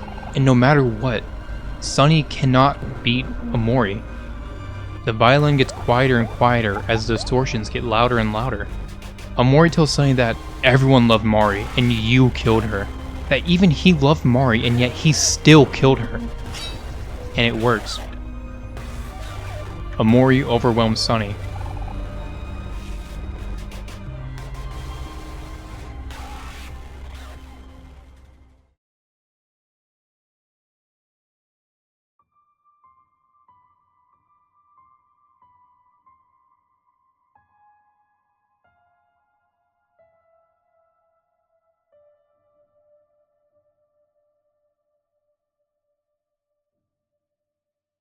As we see Sunny's face fade in just like when we first met him, we're prompted a question.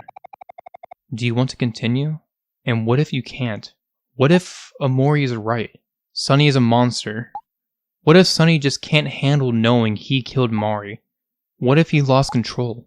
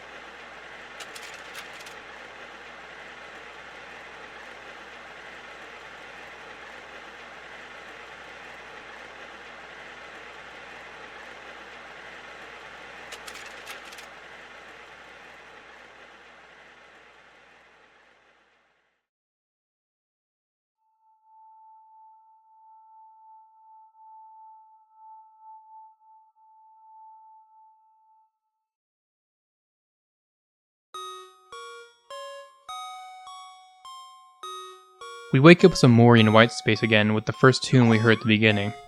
The room has been reverted to that first room we saw when we clicked new game, aside from the missing light bulb.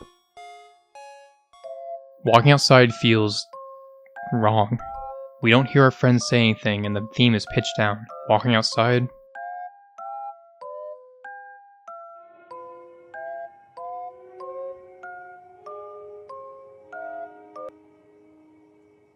We're alone.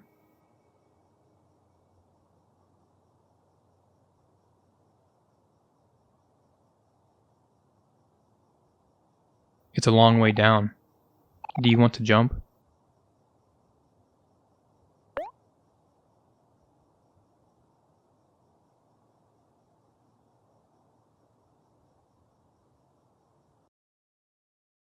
Close your eyes, you'll be here soon. Itchy knees and... This is the bad ending. Omori wins and Sunny cannot tell headspace from reality, and jumps off the hospital's roof, inverting the truth of what people believe Mari did. While Mario is raised up high and hung, Sunny plummets to his death, and this is accompanied by the song My Time by Bowen.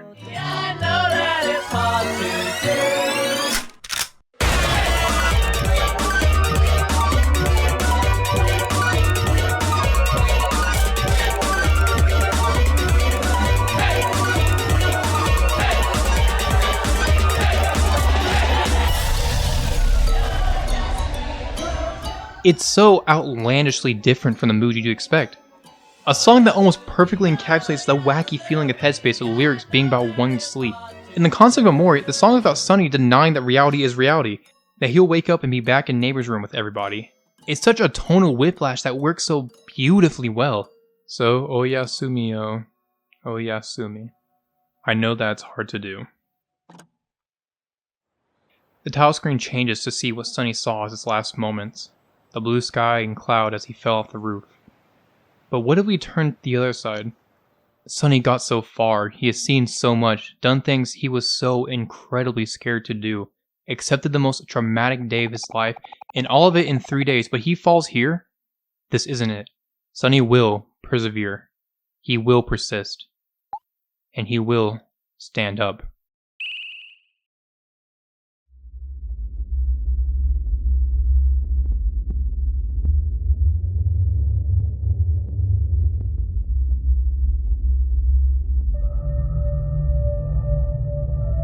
And as Sunny rises to his feet and raises the violin with light in his eyes and anger towards Omori, he does something he was supposed to do 4 years ago.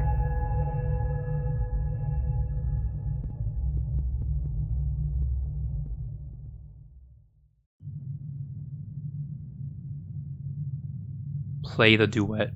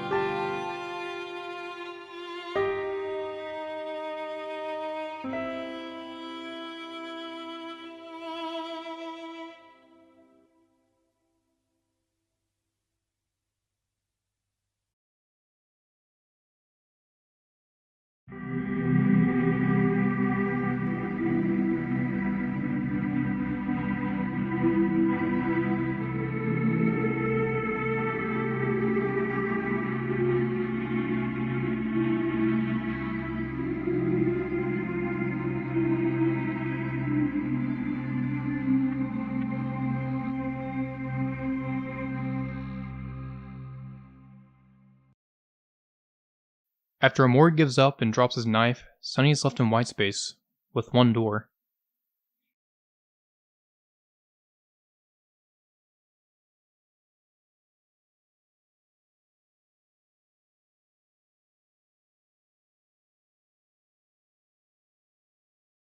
As he goes to leave, he bows.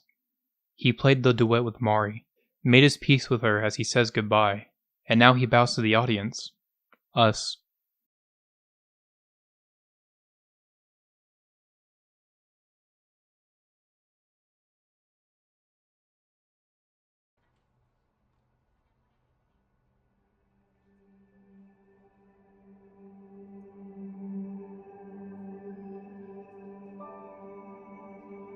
As Sunny wakes up, he does something he's needed to do for 4 years.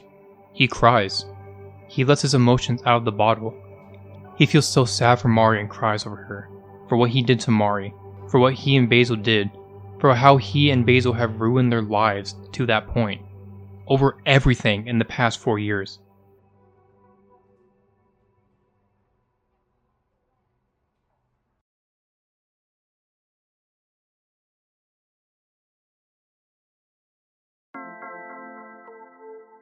As Sunny gets up, a few flowers surround him, from his friends, the hooligans, and whoever you helped around far away. The song Clean Slate is just that. Sunny has a new lease on life, no longer chained by the past and letting it go. He now has a clean slate. He's free. It's a painful release, but he's doing what's right. Not just for him and Basil, but for Mari. We can look in the mirror and see Sunny. almost snow-colored. As we walk outside, we see our friends from Headspace. They say goodbye and we do the same. They've helped us to this point, but we don't need them anymore.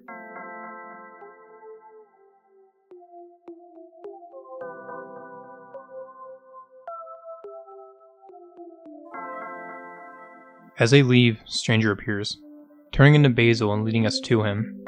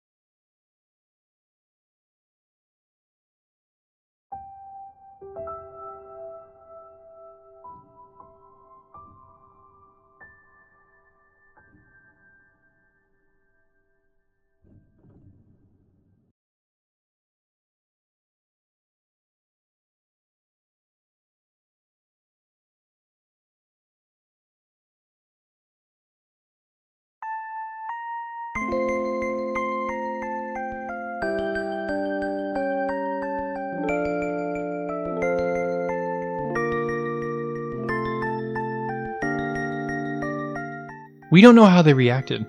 I'd be a dream if I said they immediately thought it was fine, but I'd also be a liar if I said they all hated him and Basil immediately. The credits song that plays here is a fitting tune as a car drives by telephone poles. Good Morning. A song that gets me crying every time I hear it. It's so happy sounding. It sounds like forgiveness. The karaoke lyrics are about Sonny's experience in the past 4 years dreaming away. It's hard to get out of bed and the morning starts without him while memories of the good and bad overwhelm him. He wants to change the past, but he can't do so he'll do the only thing he can. Even though it may be hard, I will carry on. And finally he wakes up and says good morning. After 4 years he can finally say that since the guilt consuming him and Basil are gone. They can empower themselves and have their own life.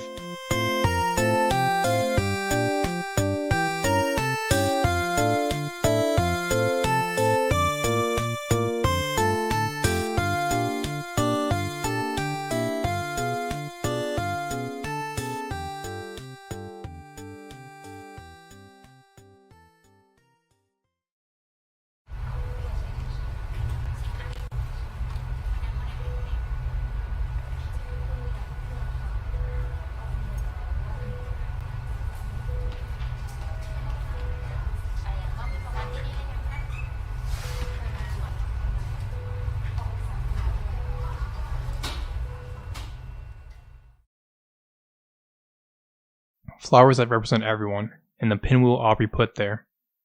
Thanks for playing.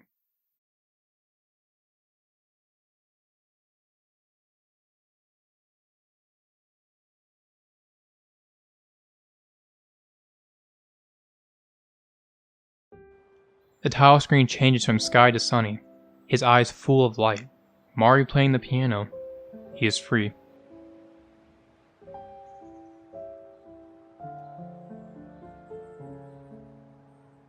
But what if the past was different? What if Sonny could never overcome any hurdle that came his way?